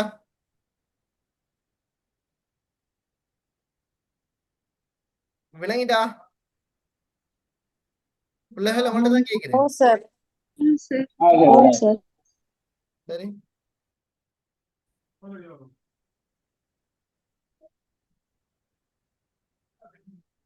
ரைட். இப்ப நாங்க அந்த நோட்ஸை நாங்க பார்ப்போம். ஸோ இந்த 13ஆம் திருத்தத்தை பொறுத்த வரைக்கும் இந்திய அரசு இலங்கை அரசோடு இந்தி இலங்கை சமாதான ஒப்பந்தத்தின் நேரடி பெறுபேறாக தான் இந்த 13ஆம் திருத்தம் கொண்டு வந்திருந்தாங்க. சமமான மொழியுரிமை, அதிகார பகிர்வு முறைமை ஒன்றை அறிமுகப்படுத்துதான் இதன் மூலம் எதிர்பார்க்கப்பட்டுச்சு.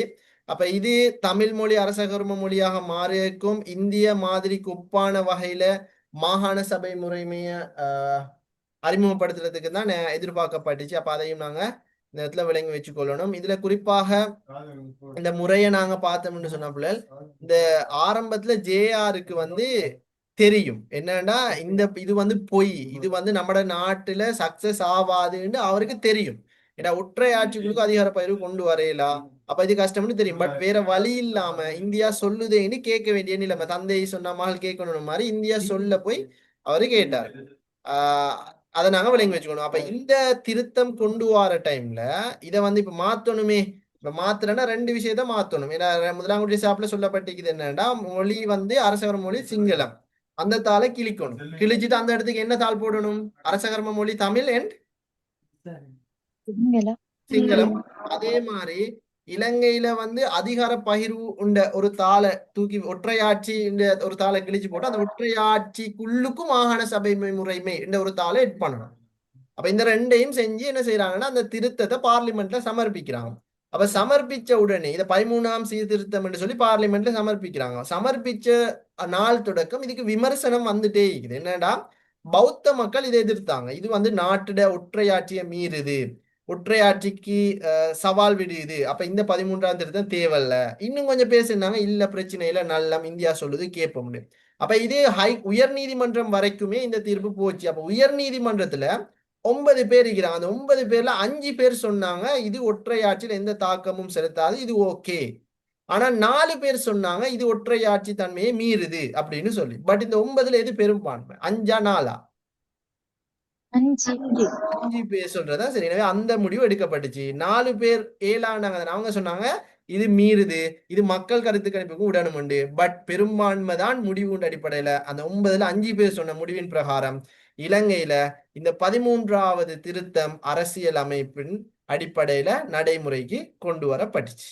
அப்ப இது கருத்து என்னடா, உண்மையில இந்த அரசின் பழைய தன்மையிலிருந்து ஒரு மாற்றம், விலகல் ஒன்று மட்டும்தான் இந்த 13ஆம் திருத்தத்துல இருந்து நடந்துச்சு ஒழிய நாடு சமஷ்டியா மாறல. சரியா? சரியா பிள்ளை? சரி சார். சரி. அதே மாதிரி இந்த நம்ம நாட்டுல மாகாண சபை முறைமை பார்த்துட்டு எல்லா வகையிலையும் இந்தியாவுக்கு ஒப்பானதாக வாய்க்குது இலங்கை மாகாண சபை முறைமை. இல்ல அப்படி இல்ல. அப்படி இல்ல இல்ல வெவ்வேறு இந்தியாவோட சமஷ்டி மாதிரி ஈக்கலாம், ஓகே. பட் எல்லா வகையிலையும் இந்தியா மாதிரியா ஈக்குது இலங்கை? அப்படி இல்ல. சொல்ல இதுக்கு முதல்ல அப்படி ஒரு ஆன்சர் எனக்கு ஒரு பிள்ளைகள் வந்து எனக்கு அனுப்பிச்சு, சரி இது எந்த ஆன்சர் அப்படி ஒரு ஆன்சர் வந்துருந்துச்சு. எல்லா வகையிலையும் இந்தியாவோட ஒப்பானதா இலங்கை, அது பிள்ளை. நான் இதுக்கு மேலும் சொல்லி தந்தேன் அப்படியெல்லாம் வந்தா பிள்ளை. அப்ப அதை நாங்க தெளிவா விளங்கி வச்சுக்கொள்ளணும். ஸோ இதான் 13ஆம் திருத்தத்தினுடைய பின்னணியா இருக்குது. இதுல ஏதாவது சந்தேகம் தான் கேளுங்க.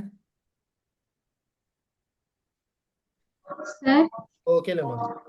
இப்ப ஒரு நாட்டுல பெரும்பான்மை இருந்தா என்ன வேணா செய்யலாமா? பெரும்பான்மை இருந்தா என்ன வேணாலும் செய்யலாம். எஸ்,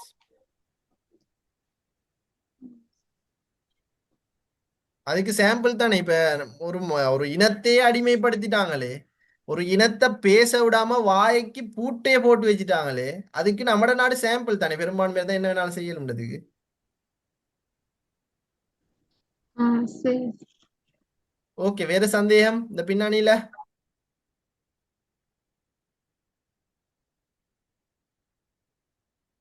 வேற சந்தேகம்? வேற சந்தேகம் எதுவும் இருக்குதா பிள்ளைகள்? இல்ல சார். ஓகே பிள்ளைகள், ரைட். நாங்க அதன் தொடர்ச்சி நாங்க 13ஆம் திருத்தத்துல அடிப்படை பண்புகளை நாங்க பார்ப்போம். குறிப்பாக இந்த 13ஆம் திருத்தத்துல பண்புகளை நாங்க பார்த்தோம்னா, மாகாண சபைகளை உருவாக்குவதை நோக்கித்தான் இந்த 13ஆம் திருத்தம் கொண்டு வரப்பட்டுச்சு. மாகாண சபைகளுக்கு அதிகாரம் பகிர்வு செய்யப்பட்டிருக்குது. அதே மாதிரி இலங்கையில நிர்வாக மாவட்டங்களுக்கு சட்ட ரீதியான நிலைமை ஒன்று வழங்கப்பட்டிருக்குது. ஒவ்வொரு மாகாணங்களுக்கும் ஒவ்வொரு மாகாண சபைகள் இருக்குது.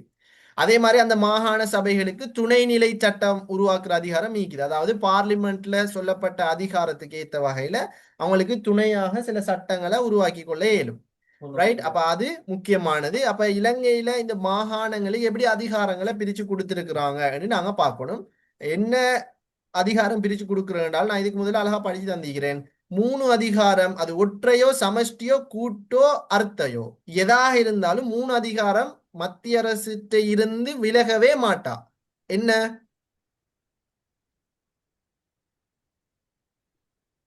சட்டம், 3 அதிகாரமும் சட்டம், நீதி, சட்டம், நீதி, பாதுகாப்பு, வெளிவிவகாரம், நிதி. பாதுகாப்பு. நான் அதிகாரம் கேட்டமா? பாதுகாப்பு, வெளிவிவகாரம், நீதி. விவகாரம், வெளிவிவகாரம், நிதி. நிதி. நிதி. இந்த 3ஐயுமே மத்திய அரசு தான் வச்சுக்கொள்ளும். அது ஒற்றையா இருக்கட்டும், சமஷ்டியா இருக்கட்டும், அர்த்த சமஷ்டியா இருக்கட்டும், கூட்டம் எதா இருந்தாலும் கூட்டாண்மை சமஷ்டி எடுக்கல. ஏன்னா அங்க இனி மாநிலங்களே பவர், அது எடுக்கல. அது இந்த 3க்கு பார்ப்போம். இந்த 3க்கு எப்படியுமே மத்திய அரசு தான். இந்த 3 சார் வாய்ஸ் டக்கு. கட் ஆகுதா? ஸ்ட்ரெக் ஆகுதா பிள்ளைகள்? சார் சில டைம் ஸ்ட்ரக் ஆகுது. ஸ்ட்ரெக் ஆகுதா?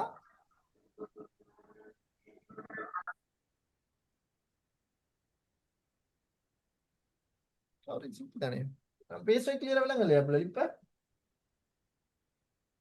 இப்ப இல்ல சார், கவரம் ஈஸியா இருக்கின்றது.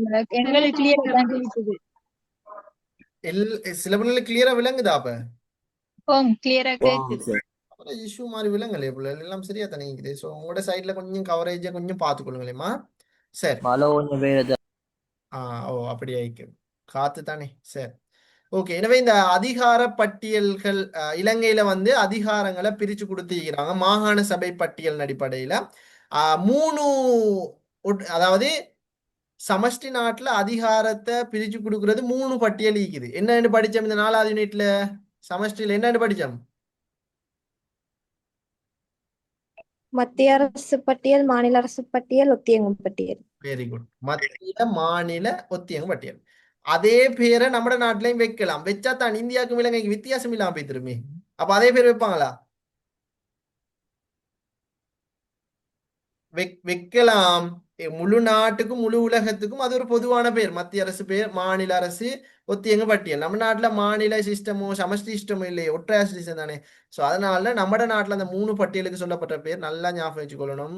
மத்திய அரசு பட்டியல், மாநில அரசு பட்டியல், ஒத்தியங்கு பட்டியல் என்று சொல்லிட்டு அங்க படிச்சதை கொண்டு வந்து இங்க போய் எழுதி வைக்கிறல்ல. எக்ஸாமினர் பாப்பாரு, கைட்ல கொடுத்திருக்கிறது வந்தீரா. இலங்கையில மாகாண சபைகளுக்கு அதிகாரங்கள் 3 பட்டியலின் அடிப்படையில் பிரித்து வழங்கப்பட்டது. அதில் 2ஐ குறிப்பிடுகிறா அடிச்சிட்டு வார மத்திய அரசு பட்டியல், மாநில அரசு பட்டியல். சரியா அது எழுதிட்டு வந்துட்டு சொல்றேன், நான் சரியா தான் வந்தேன், எனக்கு ஏ வரணும் அப்படின்னு சொல்லி திரும்ப வர இனியாக்கு ரீகரெக்ஷன் போட்டாலும் சரி, யூஜிசிக்கு எக்ஸாம் டிபார்ட்மெண்ட் போய் பேசினாலும் மார்க்ஸ் வராது. திரும்ப நம்மள பிள்ளைய வச்சுட்டு நாம அவங்கள்ட்ட போய் பேசி சரியா. கைட்ல எது ஈக்குதோ அதை தான் எழுதணும். கைட்ல சொல்லப்பட்டிருக்கிறது ஒன்று மாகாண சபை பட்டியல், இன்னொன்று மூடிய பட்டியல், இன்னொன்று பொது பொதுப்பட்டியல் பட்டியல். பொதுப்பட்டியல் மாகாண சபை பட்டியல் தான் மாநில பட்டியல். இந்தியாவில் சொல்லப்படுற மாதிரி மாநில பட்டியலை தான் மாகாண சபை பட்டியல் இலங்கையில சொல்றாங்க. மத்திய அரசு பட்டியலுக்கு தான் இலங்கையில என்னன்னு சொல்றாங்க,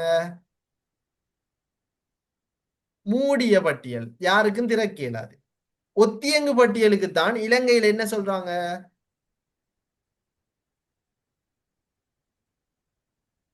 பொதுப்பட்டியல். பொதுப்பட்டியல் பட்டியல். இது உங்களுக்கு குழப்பமா? இது ஒரு குழப்பமும் இல்ல புள்ளல். இந்தியால மாநில பட்டியல் இலங்கையில எப்படியுமே இந்த மாகாண சபை பட்டியல் தானே, அது குழம்பாது.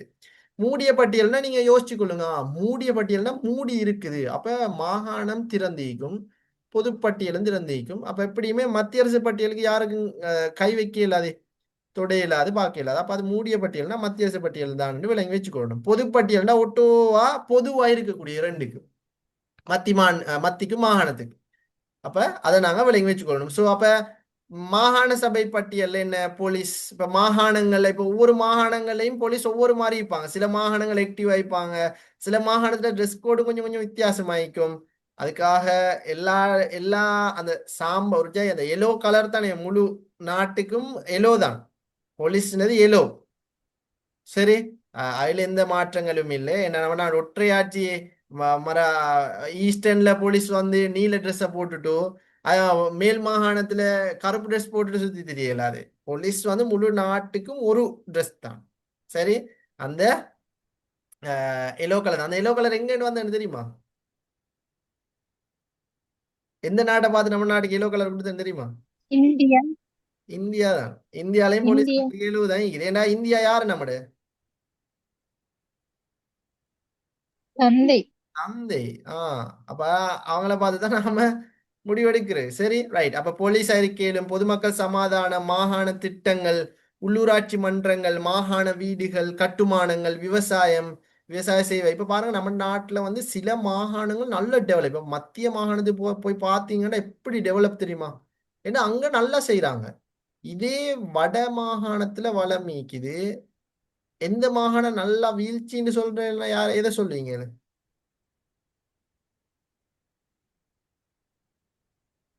வடமாகாணம் டெவலப், ஜஃப்னால வளமிக்குது.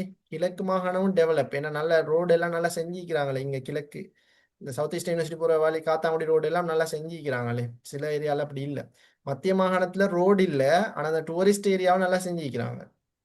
சப்ரகமுவ டூரிஸ்டுக்கு பேசு பொருளான இடம். தென் மாகாணத்துல ஹைவே வரைக்கும் அடிச்சிக்கிறாங்க.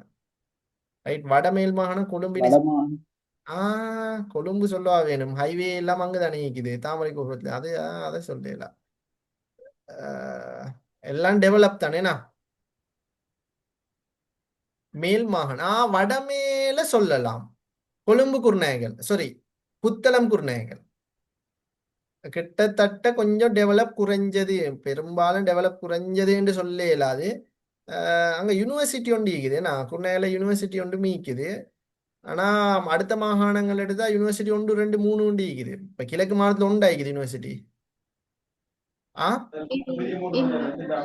ஈஸ்டர்ன் மீக்குது, ஈஸ்டர்ன் மீக்குது. ஈஸ்டர்ன் கிளைகள் ட்ரிங்கோமலை கேம்பஸ், காலேஜ், காலேஜ், அது பெட்டிகுலர் ஒரு காலேஜ் அப்படி நிறைய இருக்குது. இருக்குதுன்னா வட மாகாணத்தை ஜஃப்னா யூனிவர்சிட்டி இருக்குது. அடைய கிளைகளாக வவுனியாலை மீக்குது, ரஜரட்டேலை அப்படியெல்லாம் மீக்குது.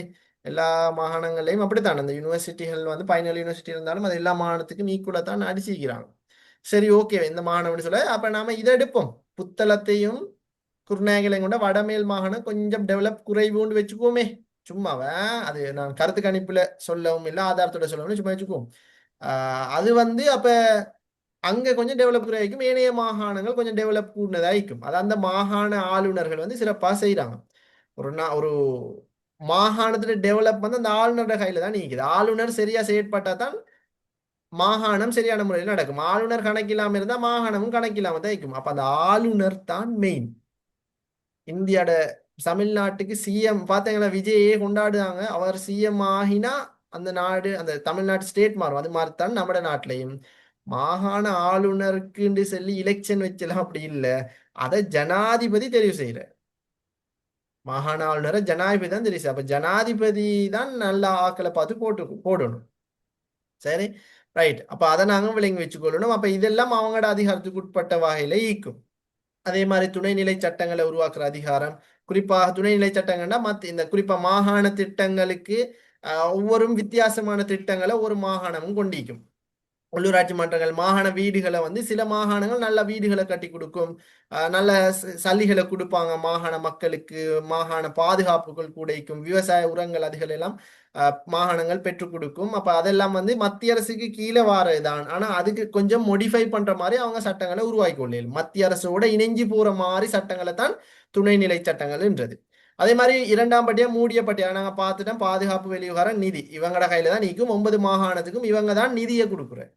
ரைட். அதே மாதிரி பொதுப்பட்டியல் இந்த திட்டமிடுறது அதாவது மாகாணங்களுக்கு விரும்பின மாதிரி திட்டமிட்டுக் கொள்ளும், மேலும் மத்திய அரசு திட்டமிட்டுக் கொள்ளும். கல்வி, கல்வி சேவை, உயர்கல்வி, தேசிய வீடமைப்பு, நிர்மாண, சமூக புனர்நிர்மாணம், விவசாயம், இதெல்லாம் பொதுப்பட்டியலைக்கும் 2 பேரும் அதாவது மத்திய அரசும் எடுத்து இந்த அதிகாரங்களை செய்யலாம், மாகாணங்களும் எடுத்து இந்த அதிகாரங்களை செய்யலாம். பொது பட்டியல் என்று அதுதான் சொல்றது. ஆனாலும் இதுல கூடுதலா மத்திய அரசு ஆதிக்கம் தான் நீக்கும். காரணம் நம்மளோட ஒற்றையாட்சி.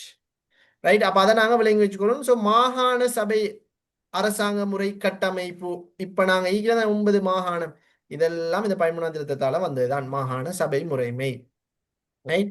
அப்ப இதுகளை நீங்க விளங்கி வச்சுக்கணும். அதே மாதிரி இதுல நினைச்சா மத்திய அரசு என்ன செய்யலாம், வடக்கையும் வட மத்தியத்தையும் இணைச்சு, நினைச்சா 2 மாகாணத்தையும் இணைச்சு ஒன்றா மாத்தேலும், நினைச்சா வடமேல் மாகாணத்தையும் மேற்கையும் இணைச்சு என்ன செய்யலாம், ஒரு மாகாணமா மாத்தேலும், மத்தியையும் சப்ரகமையும் இணைச்சு மத்தியின்னு பிரகடனப்படுத்தலும். பிகாஸ் முழு அதிகாரம் யார்கிட்ட இருக்குது, மத்திக்கு தெரியும். ஏண்டா நம்ம நாடு என்ன ஆட்சி, ஒற்றை ஒற்றை ஆட்சி. ஒரு சமஷ்டி நாட்டுல இந்த நாட்டு காட்டலும் அமெரிக்கால இல்ல, காட்டவே இல்லை. நாடு ஒற்றை ஆட்சி.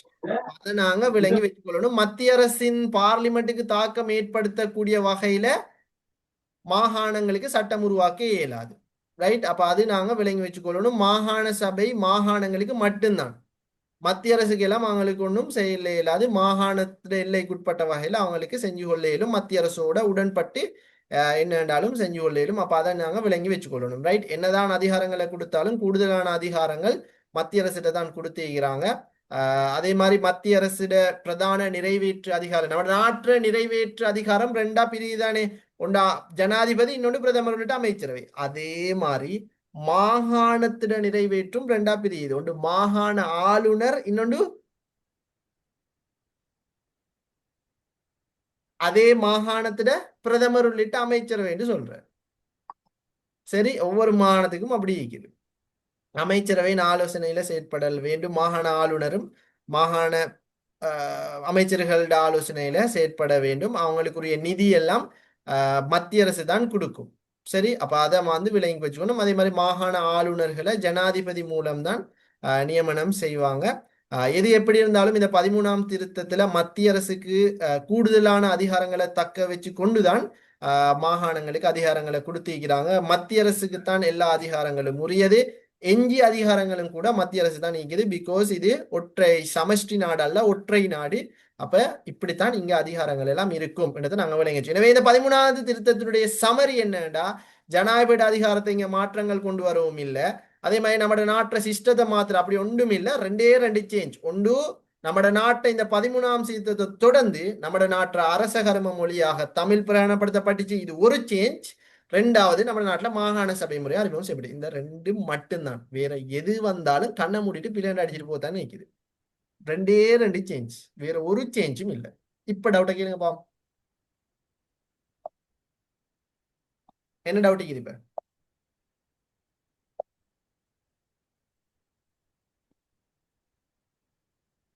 சும்மா ஒரு சார் டவுட் கேட்கிறேன். அதாவது 13ஆம் திருத்தத்தினூடாக பாராளுமன்றத்தின் தலைவராக ஜனாதிபதி நியமிக்கப்பட்டார். என்ன செய்வீங்க இதுக்கு? இந்த ஆன்சருக்கு சரி நடிப்பீங்களா பிள்ளை நடிப்பீங்களா? பில பிள்ளை நடிப்பீங்க. என ஆளுநர் தானே தெரிவு செய்யப்பட்ட இல்ல நான் கேட்கிறேன்மா.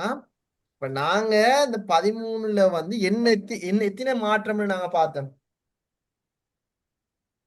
2 தான். 2 தான். அதை தாண்டி என்ன வந்தாலும் கண்ணை மூடிட்டு அடிங்க. இதுக்கெல்லாம் பெரிய நம்ம ஜெனரல் நாலேஜோ படிக்க வேண்டிய ஐக்கியோ படிக்க வேண்டிய அவசியம் இல்ல. 2 தானே மாற்றம். இப்ப ப்ரொஃபசர் உங்களை குழப்புறதுக்காக எங்கேயோ 17ஆம் திருத்தத்துல நடந்த ஒண்ணு இங்க நடந்ததான்னு கேட்பாரு. நீங்க யோசிச்சு கொடுங்க. சார் படிச்சுதான் 2 தான். அப்ப அந்த 2 வரலையா கண்ணை மூடிட்டு என்ன அடிங்க? பில அடிங்க. சும்மா வச்சுக்கோமே. 13ஆம் திருத்தத்தினூடாக ஜனாதிபதியின் பதவிக்காலம் 6லிருந்து 5ஆக குறைக்கப்பட்டது. சரியா பிள்ளையா? பில பிள்ளை படிச்சு தந்தேனா மண்டல போடுவேன். சும்மா அதுக்கு இதுக்கு அடிச்சு தந்தேன். படிச்சு தந்தேனா அப்படி உண்டு. இல்ல 13ஆம் திருத்தத்தினூடாக பாராளுமன்றம் மேலும் 6 வருடங்களுக்கு நீக்கப்பட்டது. 6 வருடங்களுக்கு நீடிக்கப்பட்டது. பில திருத்தத்தினூடாக தகவல் அறியும் உரிமை சட்டம் அறிமுகம் செய்யப்பட்டது. பில இல்ல 13ஆம் திருத்தத்தினூடாக அரசியலமைப்பு பேரவை அறிமுகம் செய்யப்பட்டது. பில இல்ல 13ஆம் திருத்தத்தினூடாக பாராளுமன்ற பேரவை அறிமுகம் செய்யப்படவில்லை. சரி சரி 13ஆம் திருத்தத்தினூடாக ஜனாதிபதி இந்தியா சென்றார். இல்ல 13ஆம் திருத்தத்தினூடாக இலங்கையின் தேசிய சாப்பாடாக பிரியாணி அறிமுகப்படுத்தப்பட்டது. சரி 2 தானே சேஞ்ச். அதை தாண்டி என்ன வந்தாலும் கண்ணை மூடுங்க. என்ன பிள்ளை இல்ல போடணும் சார். ஓகேயா? திரும்ப நான் Okay, sir. Model paper 2 month ப்ராஜெக்டுக்கு இன்னும் 20 நாள் தான் நீக்கிறேன். அங்க நான் மாடல் பேப்பர்ல இப்படி குழப்பி குழப்பி கேட்டுட்டு புது புள்ளைகள் வருவாங்க 100 150 பேர். அவங்க பிழை அடிக்கிறது வேற. நீங்க பிழை அடிச்சா தெரியும். இந்த இணைக்கிற எல்லாத்தையும் நான் சேவ் பண்ணி தான் வச்சுக்கிறேன். பிழை அடிங்களே. அங்க வந்துட்டு யோசிக்க கூடாது. 13ஆம் திருத்தத்துல அரசியல் பேரோட அறிமுகம் செய்யப்பட்டுச்சா? ஜனாதிபதி பதவிக்காலம் 5ஆ? ஐன குழப்பம் இருக்கக்கூடாது. என்ன விடையோ எது வந்தாலும் இந்த 2 வந்திருந்தா சரி. அதை தாண்டி என்ன வந்தாலும் ஐ க்ளோஸ் என்ன பிழை. தான் போன முறை அழகா சொல்லி கொடுத்தேன். 2 மந்த் ப்ராஜெக்ட்ல வந்து முதலாவது பிழை சொன்னது யாருன்னு தெரியுமா? புது பிள்ளைகள் நினைச்சாங்க. கிளாஸ்ல கேட்டுட்டீங்க தியரி கிளாஸ் பிள்ளைகள் தான் வந்து பிள்ளைய சொல்றேன். புது பிள்ளைகள் சம்டைம் கட்டிக்கார பிள்ளை அது சரியா சொல்லிச்சு. ஏன்னா 2 பேருக்குமே இப்ப போட்டி வர போகுது. 2 பேரும் ஒன்றாவே நீங்க பங்கு பற்ற போறீங்க. தியரி கிளாஸ் பிள்ளைகள் 2 மந்த் ப்ராஜெக்ட் பிள்ளைகள் செகண்ட் சைட் பிள்ளைகள் எல்லாம். அப்ப அந்த டைம்ல நீங்க தானே பிள்ளைகள் அவங்களுக்கு சொல்லி கொடுக்கணும். ஏன்னா நீங்க தியரி இப்ப சுட சுட படிச்சிருக்கிறீங்க. கேள்வி நிரம்பலோட படிச்சிருக்கிறீங்க. அப்ப நீங்க வந்து ஐன பிள்ளை உடையலுமா? திருத்தங்கள் கஷ்டம் அல்ல, திருத்தங்கள் ஈஸி. அதைத்தான் நான் சுருக்கமா சொல்றேன். 13ண்டா 2 தான். வேற என்ன நடந்தாலும் அதுல ஒன்றும் நீங்க குழம்ப வேணாமா. 13ல 2 மட்டும்தான், வேற ஒன்றும் இல்லை. சரியோ? புரிந்ததோ? ஒன்று மண்டே சரி ஆட்டுங்க. இப்படி நான் ஆட்டியம்மா இப்படி இருந்தா என்ன அர்த்தம் அதுக்கு? போமா அடுத்த திருத்தத்துக்கு. ஓகே சரி ரைட். நாங்க அடுத்த திருத்தத்துக்கு போவோம். ஸோ நாங்க மாகாண சபை முறைமை முடிஞ்சது. ஸோ இப்ப நாங்க அடுத்த திருத்தங்களை நாங்க பார்க்கிறோம். ஸோ இந்த திருத்தங்கள் எல்லாம் இனித்தான் இன்ட்ரெஸ்ட் ஆக போகுது. இந்த திருத்தங்கள் எல்லாம் அதிகாரத்தோட சம்பந்தப்பட்டது. ஜனாதிபதியோட பார்லிமெண்டோட சம்பந்தப்பட போற திருத்தங்களாகத்தான் இனி நாங்க பார்க்க போற திருத்தங்கள். இதுக்கு முதல் பார்த்த திருத்தங்கள் எல்லாம் இதுக்குமே பார்த்தீங்கன்னா 13 வந்து தெரியுமா? இந்த 17 18 19 20 21 வரைக்கும் அதெல்லாம் சேர்த்து தான் பாக்குறேன். ஆனா 13 மட்டும் வேறையாக்கி வச்சுதான் பாக்குறேன். ஏண்டா இது ஒரு வேறுபட்டது. 13 வேற, 17 18 19 20 21 இந்த இதெல்லாம் ஒரு விஷயத்துக்காகத்தான் இடம்பெற்ற. ஜனாதிபதி அதிகாரம் கூடுற குறையுற. ஜனாதிபதி அதிகாரம் எங்க கூடின குறைஞ்ச 13 படிச்சோமா? இல்ல. இல்ல. அப்ப நல்லா விளங்கி சொல்லணும். 13ஆம் திருத்தத்தை வேறையா ஒரு இடத்துல வச்சுட்டு இன்னொரு இடத்துல 17ஐயும் வச்சேலும் 18ஐயும் வச்சேலும் 19 20 அதெல்லாம் ஒன்றுக்கு வச்சிடலும். ஆனா அதே இடத்துல உன்னை 13 வைக்கலுமா? வைக்கல. அப்ப நல்லா ஞாபகம் வச்சுக்கொள்ளணும். சரி, ரைட். இந்த 13க்கு பிறகு கொண்டு வரப்பட்ட திருத்தங்களை நாங்க பார்த்தோம்னு சொன்னாமா, இந்த திருத்தங்கள் எல்லாம் ஜனாதிபதியோட அதிகாரங்களோட சம்பந்தப்பட்ட திருத்தங்களாகத்தான் நீக்குது. சுருக்கமா ஒரு அறிமுகத்தை சொல்றேன். 13ஆம் திருத்தம் எல்லாம் இருக்குதானே. இப்ப 17ஆம் திருத்தம் கொண்டு வரப்பட்டது அப்படின்னா, ஜனாதிபதியினுடைய அதிகாரம் கூட அதை குறைக்கணும்னு தான் 17 கொண்டு வந்தாங்க. திரும்ப ஜனாதிபதியோட அதிகாரம் குறைஞ்சிட்டு அதை கூட்டணும்னு தான் 18 கொண்டு வந்தாங்க. திரும்ப ரிப்பீட், ஜனாதிபதியோட அதிகாரம் கூட்டிட்டு அதை குறைக்கணும்னு தான் 19. திரும்ப 19ல ஜனாதிபதி அதிகாரம் குறைஞ்சிட்டு அதை கூட்டணும்னு தான் 20. திரும்ப ரிப்பீட், அடிச்சான் கொப்பின்ற மாதிரி ஜனாதிபதியோட அதிகாரத்தை கூட்டிட்டாங்க, அதை குறைச்சணும்னு தான் 21 கொண்டு வந்தார். அப்லோ அப்லோ என்ற மாதிரி கூடி குறைஞ்சி கூடி குறைஞ்சி கூடி குறைஞ்சி இப்படித்தான் அந்த திருத்தங்கள் அப்படியே வந்தீங்க. 17ல ஜனாதிபதி அதிகாரம் குறைச்சிறாங்க, 18ல கூட்டுறாங்க, 19ல குறைக்கிறாங்க, 20ல கூட்டுறாங்க, 21ல மீண்டும் குறைக்கிறாங்க. இந்த அறிமுகம் மண்டல பட்டுட்டா பிள்ளைகள் போக்கஸ் பண்ணுங்க. இப்ப நான் படிச்சு தரல, சும்மா ஒரு அறிமுகத்தை தான் சொல்றேன்.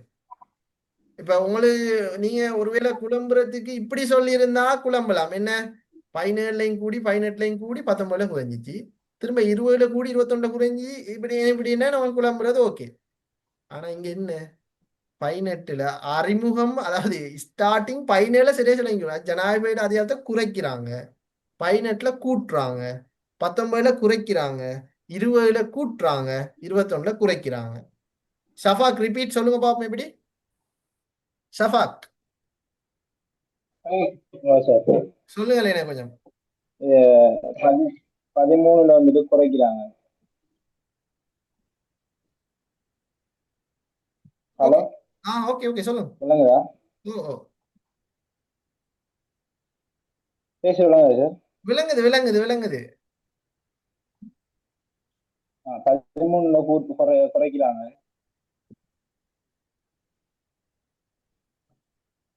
17ல கூட்டுறாங்க, 17ல குறைச்சி அது 17ல அந்த கூட்டுறாங்க. ஜனாதிபதி அதிகாரத்தை கூட்டு. ஷஃபாக்ட லைன் கிளியர் இல்ல. ஆசிஃபா, சரி சார். 13. ஷஃபாக்ட லைன் கிளியர் இல்ல. ஹலோ, ஆசிஃபா, ஆயிஷா நிசாம்,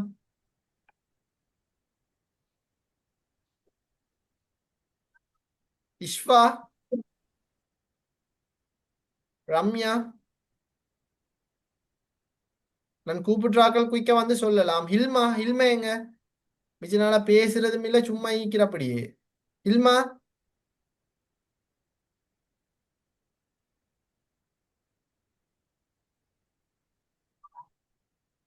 ஹசீமா, சரி பெர்ஃபெக்ட் சொல்லுங்களே. சார் சொல்லுங்களே. 17ல வந்து குறைச்சாங்க, 18ல வந்து கூட்டினாங்க, 19ல வந்து குறைச்சாங்க, 20ல வந்து கூட்டினாங்க, மறு 21ல வந்து குறைச்சாங்க. இவ்வளவுதான். இது கஷ்டமா பிள்ளைகள்? இதுக்கு தான் நீங்க இவ்வளவு பேரும் பயந்துட்டு இருக்கிறீங்க. ஒரு சின்ன விஷயம். சாப்பிட்டாங்க சாப்பிடல, சாப்பிட்டாங்க சாப்பிடல, சாப்பிட்டாங்க சாப்பிடலன்ற மாதிரி கூட்டினாங்க குறைச்சாங்க, கூட்டினாங்க குறைச்சாங்க, கூட்டினாங்க குறைச்சாங்க. இதை சொல்லி கேளாதா பிள்ளைகள்? பயந்து பயந்து இருக்கிறீங்க இதுக்கு போயிட்டு.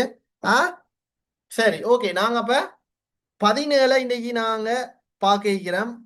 13ல 2 சேஞ்ச், 17லையும் 2 சேஞ்ச். எத்தனை? 2 2 தான் சேஞ்ச், வேற ஒரு சேஞ்சும் இல்லை. சரி, 17ஆம் தேதி 13ஆம் திருத்தத்திட நோக்கங்கள் இனப்பிரச்சனைக்கு தீர்வு உண்டு. 17ஆம் திருத்தம் கொண்டு வரப்பட்டதுக்கான 2 நோக்கம் என்ன என்று சொன்னால், ஜனாதிபதியிட நியமனம் தொடர்பான அதிகாரங்களை கட்டுப்படுத்துதல், சுயாதீன ஆணைக்குழுக்களை தாவித்தல். அந்த ஜனாதிபதி நியமனம் தொடர்பான அதிகாரங்களை கட்டுப்படுத்தல் பிரக்கெட்டிலுக்கும் அரசியலமைப்பு பேரவை தாபித்தல் வந்தாலும் சரி, சுயாதீன ஆணைக்குழுக்களை தாபித்தல் என்று 2வது பாயிண்ட். இந்த 2 நோக்கத்தை அடிப்படையாக கொண்டுதான் 17ஆம் திருத்தத்தை கொண்டு வந்திருந்தான். சரி, நான் இந்த 17ஆம் திருத்தத்தை பொறுத்த வரைக்கும் சார் ஓ இத குரூப்ல போடுவீங்களா அந்த ஷார்ட் நோட்ஸ்? ஓ போட்டு வைப்போம். நேத்து உங்களுக்கு நான் காட்டினதை போடலைனா ஓ இது போடுவோம் இருந்தா போட்டுக்கொள்ளலாம். போயிட்டு இன்னைக்கு போட்டு விட்டுறேனா. சரி சார் நேத்தே ரெக்கார்டிங் இந்த ரெக்கார்டிங் குரூப்ல போடுங்களேன். ஏன்னா நேத்து எனக்கு கவரேஜ் கடுமையா இஷ்யூ ஆயிட்டீங்களா, மழையும் பெஞ்சதால.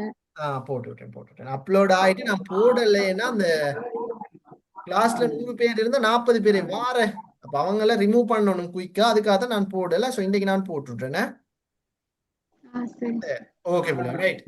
அரசியலமைப்பின் 17ஆம் திருத்தத்தை பொறுத்த வரைக்கும் இந்த திருத்தம் கொண்டு வரப்பட்ட டைம் 2001ஆம் ஆண்டு காலப்பகுதி. அந்த திருத்த டைம்ல நம்ம நாட்டுல ஜனாதிபதி யாரு? சந்திரிகா குமாரதுங்க. சந்திரிகா குமாரதுங்க. அப்படியா? அவ ஓ எத்தனை இருந்துமா 1994 இருந்து 2005 வரைக்கும் என்ன? ஓ இது 2001 கொண்டு வராங்க சார். அப்ப இனி அவட காலம் தான், சந்திரிகாட காலம் தான். இலங்கையில நிறைவேற்று அதிகாரம் கொண்ட 4வது ஜனாதிபதி. அப்ப இவட காலத்துலதான் இந்த 17ஆம் திருத்தம் கொண்டு வரப்பட்டிருக்குது. அப்படின்டா இவட காலம் ஈக்கிற டைம்ல எப்படின்னு சொன்னாப்புல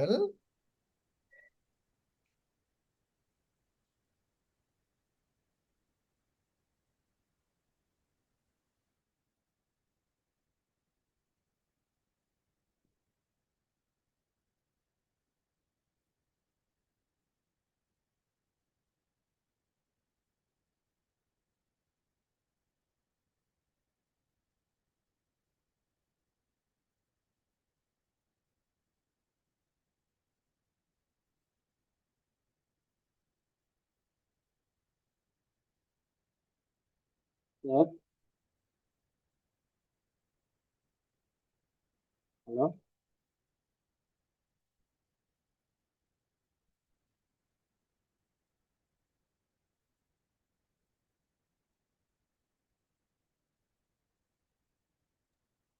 சரி ஓகே.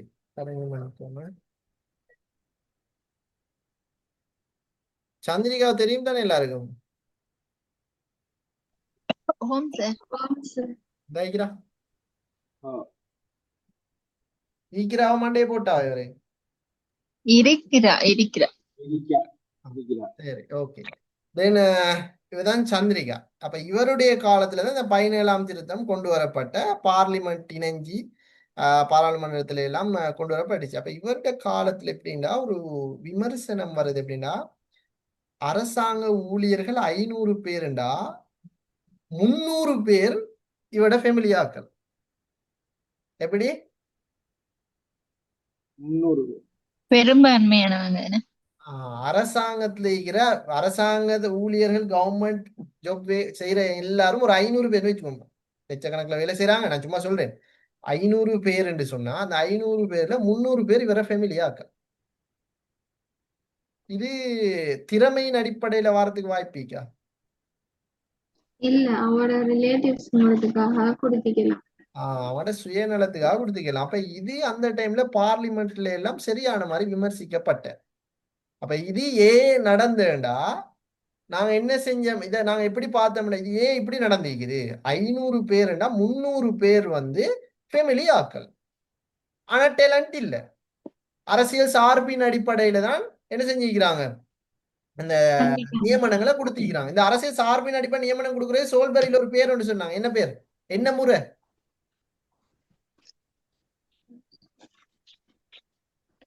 என்ன முறை? திறமையின் அடிப்படையில நியமனம் கொடுக்காம அரசியல் சார்பின் அடிப்படையில நியமனம் கொடுக்கிற முறை இருந்தா அதை வந்து ஒரு பேர் குறிப்பிட்டு அழைப்பாங்க. சோல்பர்ல ஒரு பேர் ஒன்று இருக்கிறது. சோல்பர்ல டேலண்ட்டுக்கு நியமனம் கொடுக்கல, சார்பின் அடிப்படையில கொடுத்தாங்க. பௌத்தரா இருந்தா வேலை, நீ யூனிவர்சிட்டிக்கு எடுக்கிற டைம்ல நீ பௌத்தரா யூனிவர்சிட்டிக்கு வா, தமிழா ஓடு விட்ட யூனிவர்சிட்டி ஒன்று இல்லைன்னு அனுப்பிட்டாங்க. அதான் கேட்கிறேன், அரசியல் சார்பின் அடிப்படையில நியமனம் கொடுக்கறது என்ன முறை? தரிசிநில சட்டம், மிஷனரி இயக்கம், ராஜகாரிய முறை, வர்த்தக ஏகபோக உரிமை, இதெல்லாம் படிச்சிருந்தானே. மண்டே மீட்டிங்கை பார்ப்போம். என்ன முறை என்னது? அரசின் சார்பின் அடிப்படையில நியமனம் கொடுக்கிற முறைக்கு என்னன்னு சொல்ற?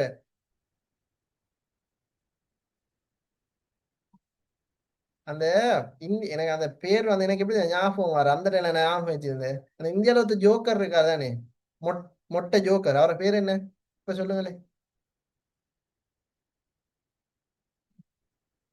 படத்துல எல்லாம் நடிப்பாரு, மொட்டை ஜோக்கர் காமெடி, அவரோட பேர் என்ன? சகாயம் என்ன பேர்? சகாயம் சகாயம் தானே. சகாயம் ஆஹ் அந்த பேரோட தான் அந்த முறை வரும். இப்ப சொல்லுங்க. சகாய முறை புள்ள, சகாய முறை பின்பற்றப்பட்ட சோல்பர்ல ஒரு பாயிண்ட் நாங்க பார்க்கலையா? சகாய முறைன்னு தான் சொல்றேன். சரி, அது வந்து டேலண்ட்டுக்கு இடம் கொடுக்குறல்ல, அரசியல் சார்பின் அடிப்படையில இடம் கொடுத்தாங்க. அப்ப இது வந்து சந்திரிகாட காலத்துல கூடுதலாவே நடந்துட்டு இருந்துச்சு. அப்ப அதனால என்ன செஞ்சாங்கன்னா, இது ஏன் இப்படி அதிகாரம் கொடுக்கப்பட்டன்னு பார்த்தாங்க. சரி, இது கொடுக்கப்பட்டதுக்கான காரணம் என்னன்னா, இவருக்கு அதிகாரம் கூடு, அதனாலதானே கொடுக்கப்பட்டிருக்குது. இவருக்கு அதிகாரம் குறைவாக இருந்திருந்தா கொடுக்காம இருந்திருப்பான். பட் இவருக்கு அதிகாரம் கூடு. இது ஏற்கனவே ஜேஆர் வந்து நிறைவேற்று அதிகாரத்தை கொடுத்துட்டார். இவருக்கு எதிராக வழக்கு தாக்கல் செய்யலாம், இவர் நினைச்ச மாதிரி செயற்படலாம். அந்த அதிகாரம் கூட போய்த்தானே இவர் 500 பேர்ல 300 பேர் இவர ஃபேமிலியில வேலை கொடுத்தாரு. அதனால ஒரு பிளான் போட்டாங்க. இவருட இப்ப இதை தடுக்கணுமா இருந்தா ஒரே ஒரு வழி, என்ன செய்யணும்? அதிகாரத்தை குறைக்கணும். இவரோட அதிகாரத்தை குறைச்சாகணும். குறைச்சாதான் இதை தடுக்கலாம், இந்த தடுக்கலாம். அதனால என்ன செய்யப்படுச்சுன்னா, இந்த 17ஆம் திருத்தம் ஒன்றை அறிமுகப்படுத்துறது முன் வந்தாங்க. பாருங்க, அரச சேவைகள்ல எப்படின்னு சொன்ன அந்த டைம்ல சுயாதீனமற்ற தன்மையின் காரணமா மக்கள் மேற்குறிப்பிட்ட நிறுவனங்கள் மீது நம்பிக்கை இழந்தாங்க. இலங்கையில அரசியல் அரங்கில பெரிதும் பேசப்பட்ட ஒரு விஷயமா இருந்து எல்லாமே அரசின் சார்பிட அடிப்படையில நியமனம் கொடுத்தாங்க. இப்படி எல்லாம் இருந்துச்சு. எனவே அதன் தொடராக 2001ஆம் ஆண்டு செப்டம்பர் மாதம் இந்த திருத்தம் கைச்சாத்திடப்பட்டு கிட்டத்தட்ட பெரும்பான்மையானோர் இந்த திருத்தத்துக்கு பெரும்பான்மையானவங்க சப்போர்ட் பண்ணி அதன் தொடராக இந்த திருத்தம் கொண்டு வரப்பட்டுச்சு. இந்த திருத்தத்துல 2 சேஞ்ச், சுயாதீன ஆணைக்குழுக்களை தாபிக்கிறது, அரசியலமைப்பு பேரவையை தாபிச்சது. ரைட், இந்த 2 சேஞ்ச் தான். ஆனா சுயாதீன ஆணைக்குழுக்களை தாபிக்கிறது, அரசியலமைப்பு பேரவையை தாபித்தல். அரசியலமைப்பு பேரவைன்னு வந்தாலே அந்த உள்கருத்து ஜனாதிபதி அதிகாரத்தை குறைக்கிறது தான். அது இப்ப விளங்கும். ரைட், இந்த 17ஆம் திருத்தத்துல ஜனாதிபதி அதிகாரத்தை குறைக்கணும்ன்றதுக்காக ஒரு நிறுவனத்தை அறிமுகப்படுத்தினாங்க. அந்த நிறுவனத்துல பேர் தான் என்ன? அரசியல் அமைப்பு பேரவை. என்ன பேர்? அரசியலமைப்பு பேரவை. அரசியல் அமைப்பு பேரவை. சரி, கான்ஸ்டிடியூஷன் கவுன்சில். ரைட், அரசியல் அமைப்பு பேரவை என்ற ஒரு நிறுவனத்தை இலங்கை வரலாற்றுல முதல்ல கேள்வி வருமே, இலங்கை வரலாற்றுல முதல்ல அரசியலமைப்பு பேரவை அறிமுகம் செய்யப்பட்ட திருத்தம் எதுண்டா? ஆன்சர் 17ஆம் 17ஆம் திருத்தத்துல ஜனாதிபதியின் அதிகாரத்தை குறைப்பதற்காக அறிமுகம் செய்யப்பட்ட நிறுவனத்தின் பெயர் என்னடா? அரசியலமைப்பு பேரவை. ஜனாதிபதி சுயாதீன ஆணைக்குழுக்களுக்கான ஆட்களை தெரிவு செய்யும் போது ஜனாதிபதிக்கு சிபாரிசு செய்ய வேண்டிய நிறுவனம் அரசியலமைப்பு பேரவை. அப்ப அரசியல் அமைப்பு பேரவை தான் இந்த 17ஆம் திருத்தத்தோட முதுகெலும்பு. சரி, அரசியலமைப்பு பேரவைன்றது ஒரு 10 பேரை கொண்ட ஒரு டீம், அவ்வளவுதான். அந்த அரசியலமைப்பு பேரவையில யார் யார் இருப்பாங்கடா? சபாநாயகர், பிரதமர், எதிர்கட்சி தலைவர். எத்தனை பேர்? 3 பேர். திரும்ப சபாநாயகர், பிரதமர், எதிர்கட்சி தலைவர். எத்தனை பேர்? 3 பேர். 3 பேர். இப்ப அந்த எதிர்கட்சி தலைவரும் பிரதமரும் அவங்க விரும்பின பார்லிமெண்ட்ல இருக்கக்கூடிய அவங்க விரும்பின ஒரு 5 பேரை தெரிவு செஞ்சு அந்த அரசியலமைப்பு பேரவையில் கொண்டு வருவாங்க. அப்ப 3 5 மெத்தின 8. 8 10 பேர் தானே. அப்ப 10ல 8 போனா இன்னும் எத்தனை பேர் அதுக்கு போடணும்? 2. 2. ரெண்டு பேர். இப்ப பாராளுமன்றத்துல எதிர்க்கட்சி பிரதமர் சாராத சிறுபான்மையான கட்சிகள் இருக்குது. சிறுபான்மை இனத்தை பிரதிநிதித்துவப்படுத்தக்கூடிய ஆட்கள் இருக்கிறாங்க. அவங்கள்ல இருந்து ஒருத்தரை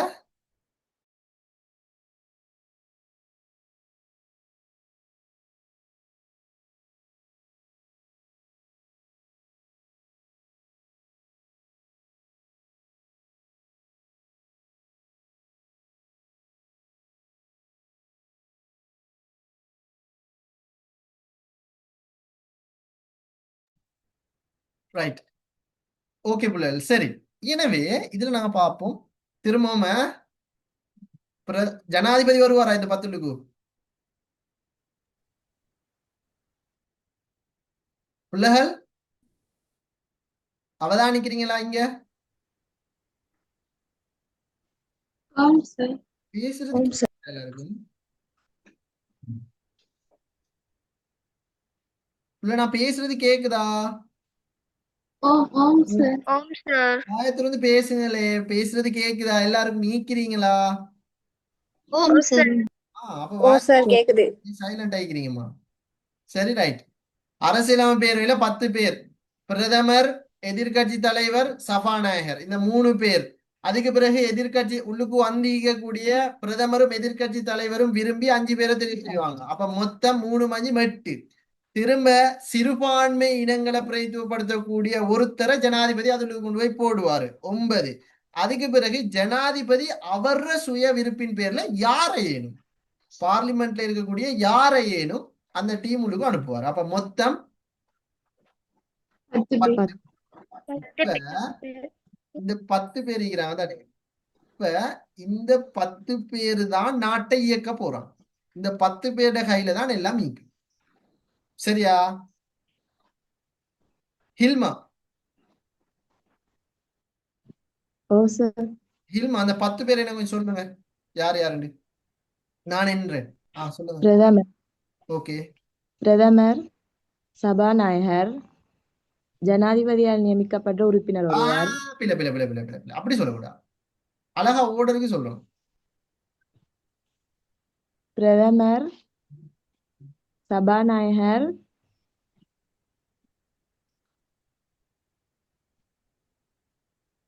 ஒட்டுவா வந்துடணும். பிரதமர், சபாநாயகரோட இன்னொருத்தர்.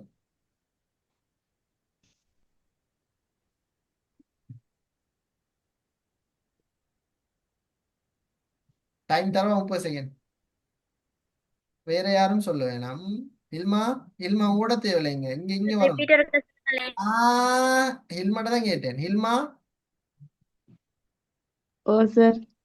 திரும்ப ரிப்பீட். எல்லாரும் இதே நிலைமையெல்லாம் இருக்கிறீங்க. இல்மா சொல்லுங்கம்மா, பரவாயில்ல.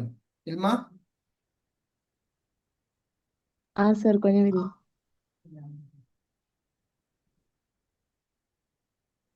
டியூட்ல ஒரு ஆள் விடுபட்டிக்குது. டியூட்டை பார்த்து சொன்னா குழம்பும். என்ன பார்த்து சொல்லுங்க. டியூட்ல 10 பேர் வரல, 9 பேர் தான் போட்டிக்குது. ஹெல்மா,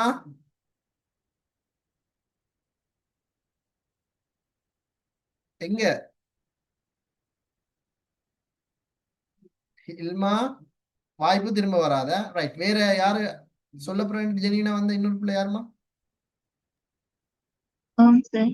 ஓகே, ஃபிரோஷா. பிரதமர், ஆ பிரதமர், சபாநாயகர், எதிர்க்கட்சி தலைவர், இவங்க 3 பேரும் சேர்ந்து ஒரு 5 பேரை தெரிவு செய்யறாங்க. அப்ப 3 5 8. பிள்ளை பிள்ளை பிள்ளை பிள்ளை பிள்ளை பிள்ளை பிள்ளை பிள்ளை ஓட. ரைட். பிரிஃபெக்ட். சார், ஃபர்ஸ்ட்டுக்கு சபாநாயகர், பிரதமர், எதிர்க்கட்சி தலைவர். இந்த எதிர்க்கட்சியும் ஸ்டாப். ரைட். 3 பேர் சரிதானே? ஃபெஸ்ட்டுக்கு இப்ப ஃபர்ஹானா யார சொன்னாங்க? உண்மையிலே ஃபெஸ்ட்டுக்கு யார் வரணும்? பிரதமர். நாட்டு பார்லிமெண்ட் தலைவர் தான் ஃபெஸ்ட்டுக்கு வரணும். அவர் உள்ளுக்கு போயிட்டார் தானே பிரதமர், சாரி சபாநாயகர். அடுத்தது பிரிஃபெக்ட். 2 பேர் ஒரே தடவையில போவாங்க. 2 பேரும் கையை பிடிச்சிட்டே போவாங்க. யார் யார் பிரிஃபெக்ட்? பிரிஃபெக்ட் அவங்கள்ட்ட தான். ஓ சார். யார் அடுத்த 2 பேரும் போற உள்ளுக்கு?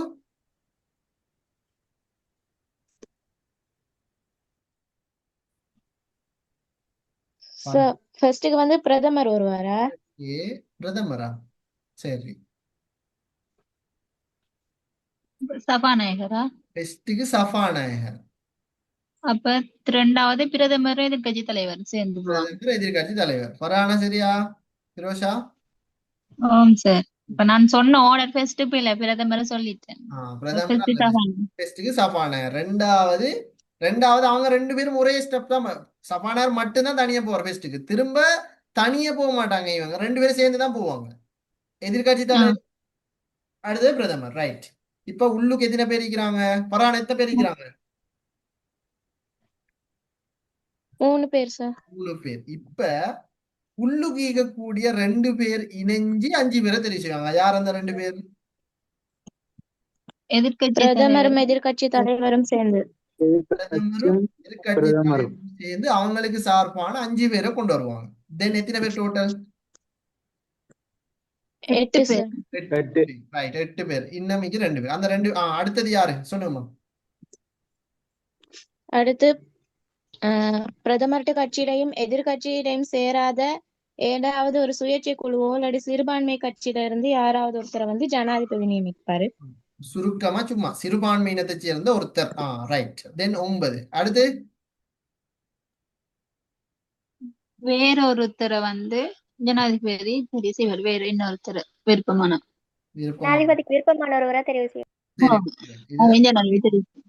ஓர்டர் இன குலம். நீங்க ஃபெஸ்ட்டுக்கு இவ ஃபிரோசா சொன்னது தான், ஃபர்ஹானா சொன்னது மிஸ்டர் கொஞ்சம் இல்ல. அடுத்த இன்னும் சில பிள்ளைகள் வந்து ஃபெஸ்ட்டுக்கு சொன்ன அந்த ஓர்டர் அப்படி சொன்னா உங்களுக்கு குழம்பிடும். ஓர்டருக்கு அழகா சொல்லுங்க இல்லையா, அழகா அப்பதானே அது மனப்பாடம் நிற்கும் மண்ணில. மாத்தி சொன்னா குழப்பம் வரும். மஃபாசா சொல்லுங்களே, நீங்க ஆசையோட வந்து மஃபாசா சொல்றதுக்கான வாய்ப்பு கொடுக்க மஃபாசா. ஓம் சார். ஓகே, 10 பேரை சொல்லுங்க பாம். ரிப்பீட் ஓர்டருக்கு அழகா. சபாநாயகர், பிரதமர், எதிர்க்கட்சி தலைவர். ஸ்டாப். ரைட். இப்ப பிரதமரும் எதிர்க்கட்சி தலைவரும் சேர்ந்து 5 பேரை நியமிச்சிய. அப்ப 5 3 8. அப்ப இன்னும் 2 பேர் ஈச்சி சிறுபான்மையினத்தை பிரதிநிதித்துவப்படுத்தி ஒருத்தர் ஜனாதிபதி விருப்பத்தின் பேர்ல தெரிவு செய்யப்படிய ஒருத்தர் வர. அப்ப மொத்தம் 10 பேர். ரைட், அவ்வளவுதான். இனி ஓர்டர் குழம்புமா யாருக்கும்? இல்ல. இப்ப இந்த 10 பேர்கிட்ட தான் எல்லா பவரும் ஈகுது. 10 பேர் தான் நாட்டை இயக்க போறாங்க. எப்படி இயக்க போறாங்கன்னு பாப்போமா? ஓகே. இப்ப இந்த 10 பேரும் எப்படின்னா, நாட்டுல பெரிய பெரிய போஸ்ட் தானே, அந்த போஸ்ட் எல்லாம் இப்ப ஜனாதிபதிக்கு நியமிக்கலாம். இப்ப நாட்டுல பெரிய போஸ்ட்னு சொன்னா எந்த போஸ்ட் தெரியுமா? பாருங்க, பிரதம நீதியரசர் மற்றும் உயர் நீதிமன்ற ஏனைய நீதி நாட்டை தீர்மானிக்கக்கூடிய அவங்க. இது வர முதல்ல, இந்த அரசியல் பேரவை வர முதல்ல இதுக்குரிய ஆக்களை ஜனாதிபதி சும்மா நியமிச்சு விட்டாரு. அவரை ஃபெமிலியாக்கள் தான் இருந்து மேன்முறையீட்டு நீதிமன்ற தலைவர் ஏனைய நீதியரசர்கள். ஜனாதிபதி அவருக்கு விரும்பினாக்களை நியமிச்சாரு, அவரை ஃபெமிலியாக்களை போட்டு விட்டாரு. நீதிச்சேவை ஆணைக்குழுவின் தலைவர் ஏனைய உறுப்பினர்கள் எல்லாம் ஜனாதிபதி ஃபெமிலியாக்கள். சட்டம் அதிபர் ஜனாதிபதி ஃபேமிலி, கணக்காளர் ஜனாதிபதி ஃபேமிலி, போலீஸ் அதிபர் ஜனாதிபதி ஃபேமிலி, ஒம்புட்ஸ்மேன் ஜனாதிபதி ஃபேமிலி, பாராளுமன்ற செயலாளர் எல்லாம் ஜனாதிபதி ஃபேமிலி. நாடு முன்னேறுமா ஃபேமிலியா கொண்டு போய் போட்டா? இல்ல. கொண்டு போடுறதுக்கு இது படங்களை சொல்லுவாங்க, என்ன வாப்பா வீட்டு சொத்து அப்படியா? அப்படியா பிள்ளைகள்? ஃபெமிலியாக்களை போய் போடுறதுக்கு இது என்ன குடும்ப சொத்தா? நான் கேட்கிறேன் உங்கள்ட்ட, குடும்ப சொத்தா இது? நாட்டு சொத்து. அப்ப ஃபெமிலியாக்களை இதுல கொண்டு போய் போடலாம். எனவே அரசியல் அமைப்பு பேரை வந்ததோட ஜனாதிபதி ஃபெமிலியாக்களை நியமிக்கிற என்றாலும் யார்கிட்ட கேட்டு யார் அனுமதி கொடுக்கணும்? அரசியலமைப்பு பேரவை அனுமதி கொடுக்கணும். இப்ப ஜனாதிபதி என்ன செய்யணும்டா சந்திரிகா, இப்ப பிரதம நீதியரசருக்கும் பிரதம நீதியரசராக ஏண்ட சாட்சாவையும் நீதிமன்றின் ஏனைய நீதிபதிகளாக என்ற பெரியப்பட சாச்சட மகளை நான் நியமிக்க போறேன். அப்ப நீங்க பெர்மிஷன் தாரீங்களா என்று சொல்லி யார்ட அனுமதியை கேட்கணும்? அரசியலமைப்பு பேரவை கேட்கணும். அரசியலமைப்பு பேரவை பார்ப்பாங்க, இவங்கட சாட்சாவுக்கு டேலண்ட் இருக்குதா, இவங்களோட சாச்சட பெரியம்மா மகன்களுக்கு டேலண்ட் படிச்சிக்கிறாங்களான்னு செக் பண்ணுவாங்க. அவங்கள்ட்ட படிச்சு இல்ல டேலண்ட் இல்லைண்டா அரசியல் பேர் என்ன செஞ்சிடும்? ரிஜெக்ட் பண்ணிடும். delete பண்ணிடுவாங்க. இப்ப அடிச்சாங்க ஆப்புன்ற மாதிரி. சரி, இனி ஒண்ணும் செய்யலாது. சட்டம் அதிபர் என்ன செய்யறாரு? சந்திரிகாட வாப்பாவை கொண்டு போய் கொடுக்குறாங்க. ஏண்ட வாப்பாவை நான் சட்டம் அதிபரா போட போறேன். அரசியலமைப்பு பேரே பார்க்கும். வாப்பாவை கொண்டு வரீங்க. சரி, அவர் என்ன டாக்டரா, லோயரா, இன்ஜினியரா? அவரு டேலண்ட் பண்ணுவா. டேலண்ட் இல்லைண்டா என்ன செஞ்சிருவாங்க? அரசியலமைப்பு பேரை செக் பண்ணிடுவாங்க. கணக்கால முழு நாட்டுட 100 கோடிக்கும் தலைவரான ஒருத்தர் கணக்காளர். அதுக்கு ஏண்ட மகனை போட போறேன்னு மகன்ட பேரை கொண்டு போறா சந்திரிகா. அவங்க பார்ப்பாங்க, மகனை கொண்டு வராங்க. மகன் எக்கனாமிக்ஸ் பாடம் எடுத்து அக்கௌண்ட்ஸ்ல நல்ல டேலண்டான ஒருத்தரா படிச்சிருக்காரா, அவருக்கு தகுதிகள் ஈக்குதான்னு பார்ப்பாங்க. ஒன்றும் இல்ல, அவர் சும்மா வேற வேலை வெட்டி இல்லாம கேம் விளையாடி தெரிஞ்ச ஒருத்தரை கொண்டு வராங்கன்னு பார்த்து அவரை கண்டுபிடிச்சா அரசியல் பேரை கொடுப்பாங்களா அனுமதி? கொடுக்க மாட்டாங்க. கொடுக்க மாட்டாங்க. இப்படி எந்த 8 இது இந்த 8மே நல்லா ஞாபகம், இந்த 8 குழுக்களும் 8 தலைவர்களும் 8 பெரிய போஸ்டையும் ஜனாதிபதி சுய விருப்பின் பேர்ல நியமிக்க இயலா. அரசியலமைப்பு பேரவையிட அனுமதியின் பேர்ல தான் நியமிக்க இயலும். இப்ப நீங்க இன்னொரு சந்தேகம் வரலாம், அரசியலமைப்பு பேரவை அனுமதிக்கலும் தானே, சப்போர்ட் பண்ணுவாங்க தானே? இப்ப நான் கேட்கிறேன், அங்க இருக்கிற எல்லாரும் ஒரே நோக்கம் கொண்டாக்கலாம்? இல்ல, பிரதமர் ஓகே என்றாலும் அவருக்கு எதிர்கட்சி தலைவர் இருக்காரு. எதிர்கட்சி தலைவர் அவர் ஏலாம். பிரதமரும் எதிர்கட்சி தலைவர் ஓகே என்றாலும் சிறுபான்மையினருக்கு என்னமாலும் மெட்டக்க சிறுபான்மை ஒருத்தர் மீக்கிறாரு, அவர் ஏலான்றுவாரு. அப்ப 10 பேர முடிவீடோ வாரண்டு சொன்னா சும்மா வருமா? அப்ப நாங்க அதை தெளிவா வச்சோம். அப்ப இங்க பக்கச்சார்பா வருமா? இல்ல, குறையும். சரி, அப்ப இது அரசியலமைப்பு பேரவையிட்ட ஜனாதிபதி சிபாரிச வேண்டி நிற்கக்கூடிய போஸ்ட். அதே மாதிரி ரிப்பீட், அரசியலமைப்பு பேரவை என்னதான் அதிகாரம் இருந்தாலும் அவங்க சில நியமிக்கலாம். ஆனா அவங்க நாட்டு சட்டப்படி உலகத்துல நாங்க பார்த்திருந்த ஆட்சி முறையில எல்லா ஆட்சி முறைகளையும் நியமனம் அரசியல் தலைவர் தான் நியமிக்கணும். அது எல்லா நாட்டிலையும் ஒரு மரபு. பிரதமருக்கு போயிட்டு நியமிக்கலாம், அவரை சிபாரிசு கேளும். வேற எந்த நிறுவனங்கள் சிபாரிசு செய்யலாம். ஆனா ஒரு நாட்டிட நியமனம் யாரு நியமிக்கணும், அது எந்த ஆட்சி முறையா இருந்தாலும் சரி, அது ஒற்றையோ சமஷ்டியோ பாதியோ கூட்டாண்மையோ இல்ல ஜனாதிபதி பிரதமர் கலப்பு எதாக இருந்தாலும் அரசின் தலைவர் தான் நியமிக்கணும். ஆனா அதுக்கு சிபாரிசு செய்யறதுக்கு பிரதமரோ பார்லிமெண்டோ அப்படி இருக்கும். ஆனா நியமனம் யாரு? ஜனாதிபதி. அரசின் தலைவர் தான். அப்ப இந்த ஆணை, அதாவது 17ஆம் திருத்தத்துல கிட்டத்தட்ட 7 ஆணை குழுக்களை அறிமுகம் செஞ்சாங்க. 7 ஆணை குழுக்களை அறிமுகம் செஞ்சு அதுக்குரிய ஆக்களை அரசியலமைப்பு பேரவை சொல்லுவாங்க. அரசியலமைப்பு பேரவை என்ன செய்வாங்க, டிஸ்கஸ் பண்ணி இந்த தேர்தல் ஆணைக்குழுவுக்கு இந்த 10 பேர் எல்லாரும் நினைக்கிறதானே. இப்ப இதுக்கு முதல்ல எனக்கிட்ட நான் படிச்சுற டைம்ல நான் இந்த பொலிட்டிக்கல்ல எனக்கு நடந்தது என்னன்னா, பொலிட்டிக்கல் பாடம் நான் A லெவல் செஞ்சுட்டு இருக்கிற டைம்ல இந்த பாடம் படிக்கல. நான் 17ஆம் திருத்தம் நான் படிக்கல. ஆனா பொலிட்டிக்கல் பாடம் படிச்சுட்டேன், எனக்கு தெரியும்னு என் ஃப்ரெண்ட்ஸ் எல்லாமே கேட்கிற. அது தேர்தல் சீசன். எப்படின்னா, மஹிந்த ராஜபக்ச தானே, அந்த மைத்திரிபால சிறிசேன கிம் கோட்டாபே ராஜபக்சேன்னு போட்டி நடக்கு. கோட்டாபே ராஜபக்சேக்கு சார்பான ஒருத்தர் தேர்தல் ஆணையத்துல இருந்தா அவருக்கு சார்பா ஓட்ட போற்றேலும் தானே அப்படின்னு எல்லாம் சொல்லுவாங்க. ஏன்னா ஓட் என்றவர் அவருக்கு சார்பா இருந்தா ஓட்ட அவருக்கு சார்பா என்ன வாய்ப்பிக்கு தானே தேர்தல் ஆணையாளர். அப்படித்தானே பிள்ளைகள்? அப்ப நான் அந்த டைம்ல எனக்கு தெரியா, ஏன்னா நான் அந்த டைம் அதை படிக்கல, பைனல் எல்லாம் படிக்கல. அப்ப தெரியா, அப்ப இல்ல ஏதாவது முண்டி இருக்கணும்னு நான் சொல்லிட்டு வந்துட்டேன். அதுக்கு பிறகுதான் எனக்கு இந்த 17ஆம் திருத்தம் வருது. ஸோ இங்க அதுக்கான விட கிடைச்சிச்சு. என்னடா, தேர்தல் ஆணைக்குழு அதுக்குரிய ஆக்களை அரசியலமைப்பு பேரவை தான் நியமிக்கும்டா ஒரு 10 பேரை அரசியலமைப்பு பேரவை பேர் கொடுக்கும். அந்த 10 பேரை கொடுத்ததுக்கு பிறகு ஜனாதிபதி நியமிப்பாரு. அப்ப அந்த 10 பேர் தான் இந்த தேர்தல் ஆணைக்குழுவுக்கும் நியமிக்கிற. அப்ப அங்க ஜனாதிபதிக்கு சம்பந்தம் இருக்குதா தேர்தல் ஆணைக்குழுவுக்கும்? அவரு நியமிக்கிற மட்டும்தான். ஜனாதிபதிக்கு சார்பான ஒருத்தர் தான் அங்க இருப்பார் அரசியலமைப்பு பேரவை. அப்படித்தானே பிள்ளைகள்? பிள்ளைகள் ஆம் சார். தேர்தல் ஆணைக்குழுவுக்கு 10 பேருன்னா அந்த ஆம் சார். 10 பேரையும் அரசியலமைப்பு பேரவை தான் நியமிக்கும். ஜனாதிபதி நியமிக்கிற இல்ல. நியமிக்கிற அவர் தான். ஆனா அதுக்குரிய ஆட்களை சஜஸ்ட் பண்றது வந்து அரசியலமைப்பு பேரவை. அப்ப இங்க பக்கச்சார்பு நடக்காது. பகிரங்க சேவை ஆணைக்குழு, தேசிய போலீஸ் ஆணைக்குழு, மனித உரிமை ஆணைக்குழு, இளஞ்ச ஊழல் நிதி, தேர்தல் தொகுதி ஆணைக்குழு, இதுக்கு எல்லாத்துக்கும் உரிய உறுப்பினர்களை அரசியலமைப்பு பேரவை பேரை கொடுப்பாங்க ஜனாதிபதி அப்படியே வந்து என்ன செய்யற நியமிச்சு விடுவார். ஒருவேளை இப்ப பாருங்க, நல்லா நோட் பண்ணுங்க. இதற்கு முதல்ல ஜனாதிபதி சஜஸ்ட் பண்ற ஆட்களை அரசியலமைப்பு பேரவைக்கு என்ன செய்யலாம்? தட்டி விடலாம். ஆனா அரசியலமைப்பு பேரவை சஜஸ்ட் பண்ற ஆட்களை ஜனாதிபதியால என்ன செய்யலாது?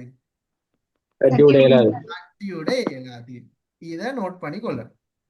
சரி, ரைட். அது முக்கியமானது. அதைத்தான் இந்த இடத்துல சொல்லி இருக்கிறான். ரைட்.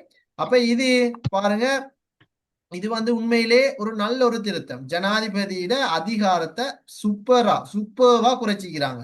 ஜனாதிபதி தன்னிச்சையாக ஒன்றையும் செய்யலாது, ஒன்றும் மாற்றங்கள் கொண்டு. ஆனா அப்படி இருந்தும் கூட சில சந்தர்ப்பங்களை தன்னிச்சையாக நியமிக்கிற வாய்ப்பும் இருந்துச்சு. ஏன்னா அரசியலமைப்பு பேரவை உள்ளுக்கு இப்ப பாராளுமன்றத்துல ஜனாதிபதிக்கு பெரும்பான்மை மிக்க ஒருத்தர் இருக்கிறாங்க. பெரும்பான்மை இல்ல ஆட்சியை பிடிச்சிட்டாருன்னு வச்சுக்கொள்ளுங்களே. இப்ப அரசியலமைப்பு பேரவை உள்ளுக்கு எப்படியுமே பிரதமர் ஜனாதிபதி விரும்பின ஒருத்தர் தான் வருவாரு. அப்ப ஐநா உண்டு. சபாநாயகரும் எப்படியும் ஜனாதிபதி கட்சியை பிரதிநிதித்துவப்படுத்தக்கூடியதான் 2.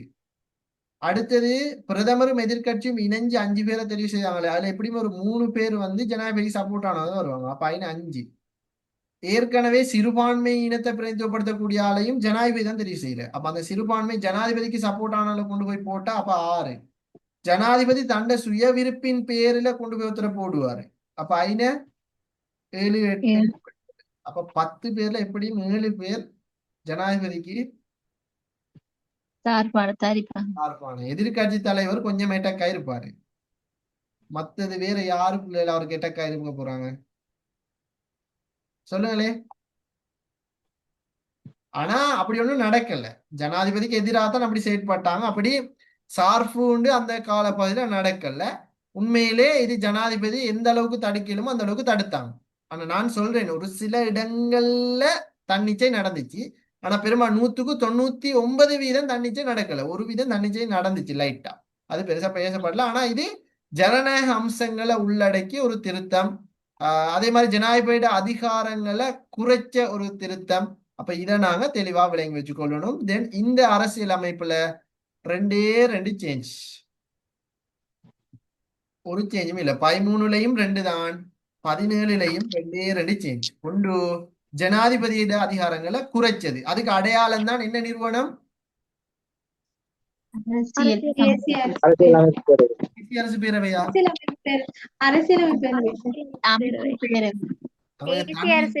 தண்ணி கொஞ்சம் குடிச்சுக்கோ பிள்ளை.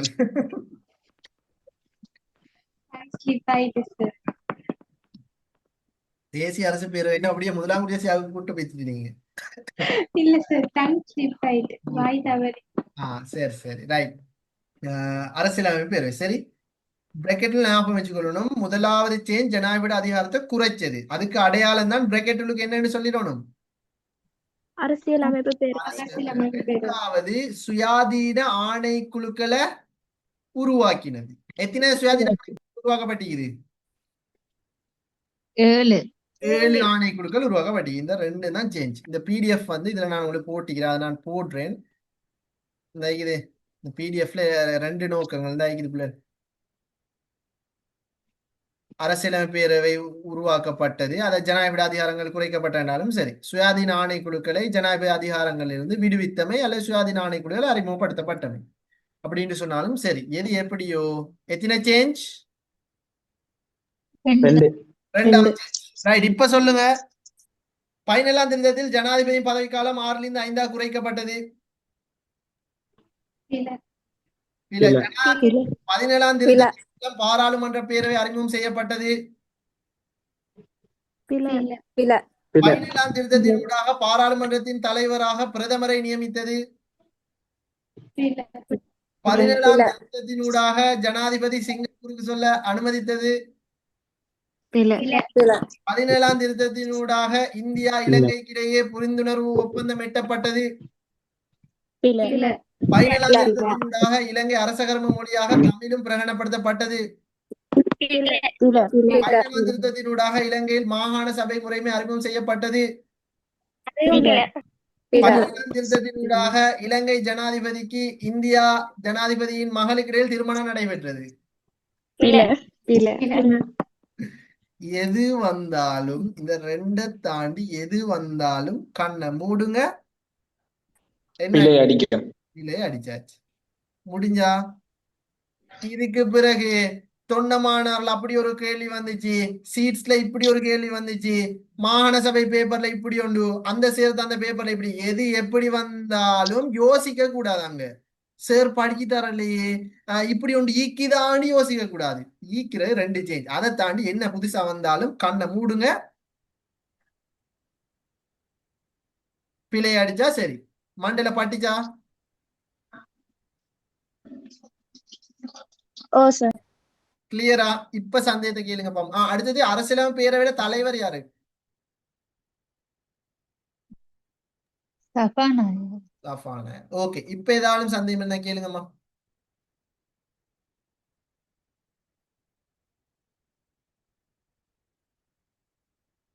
Any doubts? சரி, அந்த ரெண்டு சேஞ்சையும் சொல்லுங்க. 17 இல்லையா? ரெண்டு சேஞ்சுமே என்ன? ஜனாதிபதி அதிகாரம் குறைக்கப்பட்டது, சுயாதீன ஆணைக்குழுக்கள் உருவாக்கப்பட்டது. இந்த ரெண்டு தான் சேஞ்ச். ஜனாதிபதி அதிகாரம் குறைக்கப்பட்டது, சுயாதீன ஆணைக்குழுக்கள் உருவாக்கப்பட்டது. இதை மாத்தியும் சொல்லுவாங்க. ஒருவேளை ஜனாதிபதி அதிகாரங்கள் குறைக்கப்பட்டத அரசியலமைப்பு அறிமுகம் செய்யப்பட்டது என்னும் சொல்லுவாங்க. அதே மாதிரி சுயாதீன ஆணைக்குழுக்கள் உருவாக்கப்பட்டத இன்னொரு முறையில சுயாதீன ஆணைக்குழுக்களுக்கான ஆட்களை தெரிவு செய்வதில் ஜனாதிபதியின் அதிகாரம் கட்டுப்படுத்தப்பட்டது என்னும் சொல்லுவாங்க. அந்த ரெண்டும் கொஞ்சம் மாத்தியும் சொல்லுவாங்க.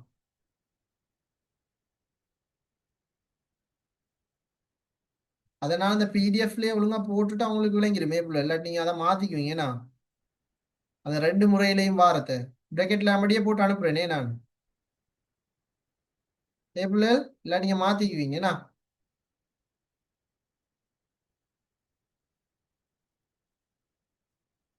சரி, ஓகே, கிளியரா? எதுவும் சந்தேகம் இருக்குதா? இல்ல சார். சமரிக்கு போமா அப்ப? ஓம் சார். ரைட், நாங்க அப்ப சமரி உள்ளுக்கு நாங்க போவோம். ஸோ நாங்க அப்ப அடுத்தது அப்டேட் என்ன? என்ன உங்களோட தளபதி வந்து சிஎம் ஆவிட்டாரா? எங்கட இல்ல சார், உங்கட. எங்கடேனா? சரி, ஓகே, ஆவிட்டாரா? ஆளுநர் அலுவலகத்துக்கு போயிருக்காரு சார். 120 ஆசனம் கிடைச்சிருக்கு. கிடைச்சிருக்கேனா? ஆனா அவருக்கு 108 தானே கிடைச்சா, மீதி 12 எப்படி கிடைச்சிச்சு? மத்த சில கட்சிகள் வந்து சேர்ந்திருக்கிறாங்க. ஓ, என்ன விஷயம்னு சொன்னாப்புல? 107 சார் அவருக்கு ஆசனம். 2 தொகுதியில் அவர் நின்றதால அதை ஒன்றை குறைச்சிருக்காங்க திரும்ப. ஓ, ரைட். என்னன்னு சொன்னா 108 தானே, அப்புறம் ஒன்றை குறைச்சதான். இப்ப இதுல என்னடா, இந்தியாவுல தமிழ்நாட்டோட சிஎம் ஆகணுமாக இருந்தா மொத்தம் வந்து 118 ஆசனம் பெற்றிக்கணும். அப்ப இவரு 107 தானே. அப்ப என்ன செஞ்சாருண்டா, இவர் வந்து ஏனைய கட்சிகள்கிட்ட உதவியை நாடி இருந்தாரு. ஏனைய கட்சிகள் சப்போர்ட் பண்ணுங்கன்னு சொல்லி இருந்தாரு, ஆலோசனையோட கேட்டிருந்தாரு, ஹெல்ப் கேட்டிருந்தாரு. தென் உடனே காங்கிரஸ் கட்சி, மோடிக்கு எதிர்கட்சியாக இருக்கக்கூடிய மத்திய அரசு கட்சி ராஜீவ் காந்தி ஒருத்தர் இருக்கிறாரு, அவரோட கட்சி வந்து இவருக்கு சப்போர்ட் பண்ணிச்சு. காங்கிரஸ் கட்சி ஒரு 5 சீட்டை கொடுத்தாங்க. அப்ப 5ன்னு சொன்னா 107 5 112 ஆகுது. திரும்ப இன்னும் சில சிறிய கட்சிகள், சிறுத்தை கட்சி, அடுத்தது சிறுபான்மையினத்தை பிரதிநிதித்துவப்படுத்த கட்சிகள் அப்படின்னு சொல்லி எல்லா கட்சிகளும் 2 கொடுக்க கிட்டத்தட்ட 120 சீட் வந்து அவருக்கு கிடைச்சிட்டு. தென் இவர் தான் இனிமே தமிழ்நாட்டோட சிஎம். அப்ப இதைத்தான் நீங்க நேற்றைய தினம் கேட்டுட்டு இருந்த என்ன சார் அவர் சிஎம் ஆகிறத சிக்கல் அப்படின்னு சொல்லி இப்ப சிக்கல் எல்லாம் சரியாகி இவர் தான் இனி அடுத்த சிஎம் கன்ஃபர்மேஷன் ஆயிட்டு. ஓகேயா, இதுதான் அப்டேட். அடுத்து செம்மணி புதைக்குழியில ஏதோ தோண்டப்படுது சார் அப்படின்னு ஒரு போய் ஒருத்தர் கேட்டிருந்தீங்க, வந்திக்கிறாரோ தெரியா செய்து வண்டி இல்லைன்னா செம்மணில தோண்டப்படுது சார், இது என்ன விஷயம் சார், இதுக்கு என்ன விளக்கம்னு கேட்டிருந்தீங்க. அது நாம இன்னும் 20ஆம் திருத்தம் படிக்கல. மஹிந்த ராஜபக்ச ஆட்சி 18ல இருக்குது, அங்க விளங்கும் புதைக்கிறவங்க எல்லாம் யாரு சரி. அது நாங்க இப்ப பார்த்தா அது விளங்காது, நம்ம அந்த 18ல பார்ப்போம். புதைக்கிறவங்க எல்லாம் இதுக்கு முதல்ல எல்டிடி டைம்ல நம்ம நாடு கொலை செஞ்ச சிறுபான்மையினத்தை சேர்ந்தவங்க தான். அது முக்கியமானது. அதை நாங்க 18ஓட மஹிந்த ராஜபக்ச ஆட்சியோட அதை நாங்க பார்ப்போம். அது அடுத்தது வேற என்ன கேட்டீங்க? வித்யாட கொலை கேஸ் 4 பேருக்கு மரண தண்டனை. வேற என்ன அப்டேட்? அவ்வளவுதானே. ஈரான் இஸ்ரேல் யுத்தம் தொடர்ந்தும் மீண்டும் போர் மூலம் ஓகே. தென் எதுவும் இல்ல. அப்ப சமரி போமா பிள்ளை. Okay okay sir. ரைட். நான் இன்றைய பாட வேலையில 2 திருத்தங்கள் சம்பந்தமா பார்த்திருந்தோம். குறிப்பாக இனப்பிரச்சனைக்கு தீர்வு என்ற இணை பிரச்சனைக்கு தீர்வு கட்டணும் என்ற நோக்கத்தோட கொண்டு வரப்பட்ட 13ஆம் சீர்திருத்தத்தையும், அதே மாதிரி இடங்களில் ஜனாதிபதி அதிகாரத்தை குறைக்கணும் என்ற நோக்கத்துல கொண்டு வரப்பட்ட 17ஆம் திருத்தத்தை நாங்க பார்த்திருந்தோம். அந்த அடிப்படையில 13ஆவது திருத்தத்தினூடாக 2 மாற்றங்கள். ஒன்று, இலங்கையின் அரசகர்ம மொழியாக சிங்களத்துடன் இணைத்து தமிழும் அறிமுகம் செய்யப்பட்டது. இது முதலாவது மாற்றம். அதே மாதிரி இலங்கையில விரிவான அதிகார பகிர்வு முறை, அதாவது மாகாண சபை முறைமை ஒன்று அறிமுகம் செய்யப்பட்டுச்சு. இது 2வது திருத்தம். இந்த 2வது மாற்றம். இந்த 2 மாற்றங்களும் மட்டும்தான் இந்த 13ஆம் சீர்திருத்தத்தினூடாக இடம்பெற்றன்னு நாங்க அதை பார்த்திருந்தோம். அதே மாதிரி 17ஆம் திருத்தத்தினூடாகவும் 2 மாற்றம். முதலாவது மாற்றம் என்னன்னா அரசியலமைப்பு பேரவை அறிமுகம் செய்யப்பட்டுச்சு. இது முதலாவது மாற்றம். 2வது சுயாதீன ஆணைக்குழுக்கள் உருவாக்கப்பட்டது. இது 2வது மாற்றம். இந்த 2 நோக்கங்களை மட்டும்தான் இந்த 17ஆம் திருத்தம் கொண்டிருந்தது. எனவே நாங்க அப்ப இந்த அடிப்படையில சரியா பார்த்தா 13 ஒரு நாளைக்கும் 17, 18, 19 அப்படின்னு ஒரு ஸ்டெக்ல தான் பார்த்திக்கணும். பட் நாள் வேஸ்ட் ஆகக்கூடாதுக்காக தான் இந்த 2ஐ நான் போட்டிருந்தது. எது எப்படி என்றாலும் 13ஆம் திருத்தம் இணை பிரச்சனைக்கு தீர்வு என்ற நோக்கத்துக்காகத்தான் 13ஆம் திருத்தம் கொண்டு வரப்பட்டுச்சு. அந்த நோக்கம் நிறைவேறிச்சு. அதே மாதிரி 17ஆம் திருத்தம் ஜனாதிபதி அதிகாரங்களை கட்டுப்படுத்தணும்ன்றதுக்காகத்தான் கொண்டு வரப்பட்டுச்சு. இறுதியில அந்த நோக்கமும் நிறைவேறிச்சு என்று தான் நாங்க இந்திய பாடலை பார்த்து மீண்டும் அடுத்த பாட வேலையில நாட்டுல அடிக்கடி செம்மணில இருந்து டெட் பாடிகளை தோண்டி எடுக்கிறாங்க. இந்த டெட் பாடிகள் யாரு? அதே மாதிரி நம்ம நாட்டு இவ்வளவு தூரம் ஏன் நம்ம நாடு பின்னுக்கு போச்சு, டெவலப் ஆகாம ஏன் நம்ம நாடு பின்னுக்கு போச்சு? இதுக்கான காரணம் நம்ம நாட்டுட அரசியல் சார்பு, நம்ம நாட்டுல குடும்ப ஆட்சி எல்லாம் ஆதிக்கம் மேலோங்கி இருந்தது எந்த காலகட்டம் என்ற கேள்விக்கான விட, இப்படி பல கேள்விகளுக்கான விடைய நாங்க அடுத்த திருத்தத்துல நம்ம நாட்டுட கொள்ளை கூட்டம் யாரு, நம்ம நாட்டுல ஆட்சி செஞ்ச குடும்ப ஆட்சி யாரு, நம்ம நாட்டை இவ்வளவு தூரம் பின்னுக்கு அனுப்பின நாடு, நம்ம நாட்டுல சல்லிய கொள்ளை அடிச்ச குடும்பங்கள் யாரு என்றதை எல்லாம் நாங்க மீண்டும் 18ஆம் 19ஆம் 20ஆம் சீர்திருத்தங்களினூடாக அப்டேட்டினூடாக அடுத்த பாடவியலையில சந்திப்போம். அஸ்ஸலாமு அலைக்கும். Good night. வணக்கம்.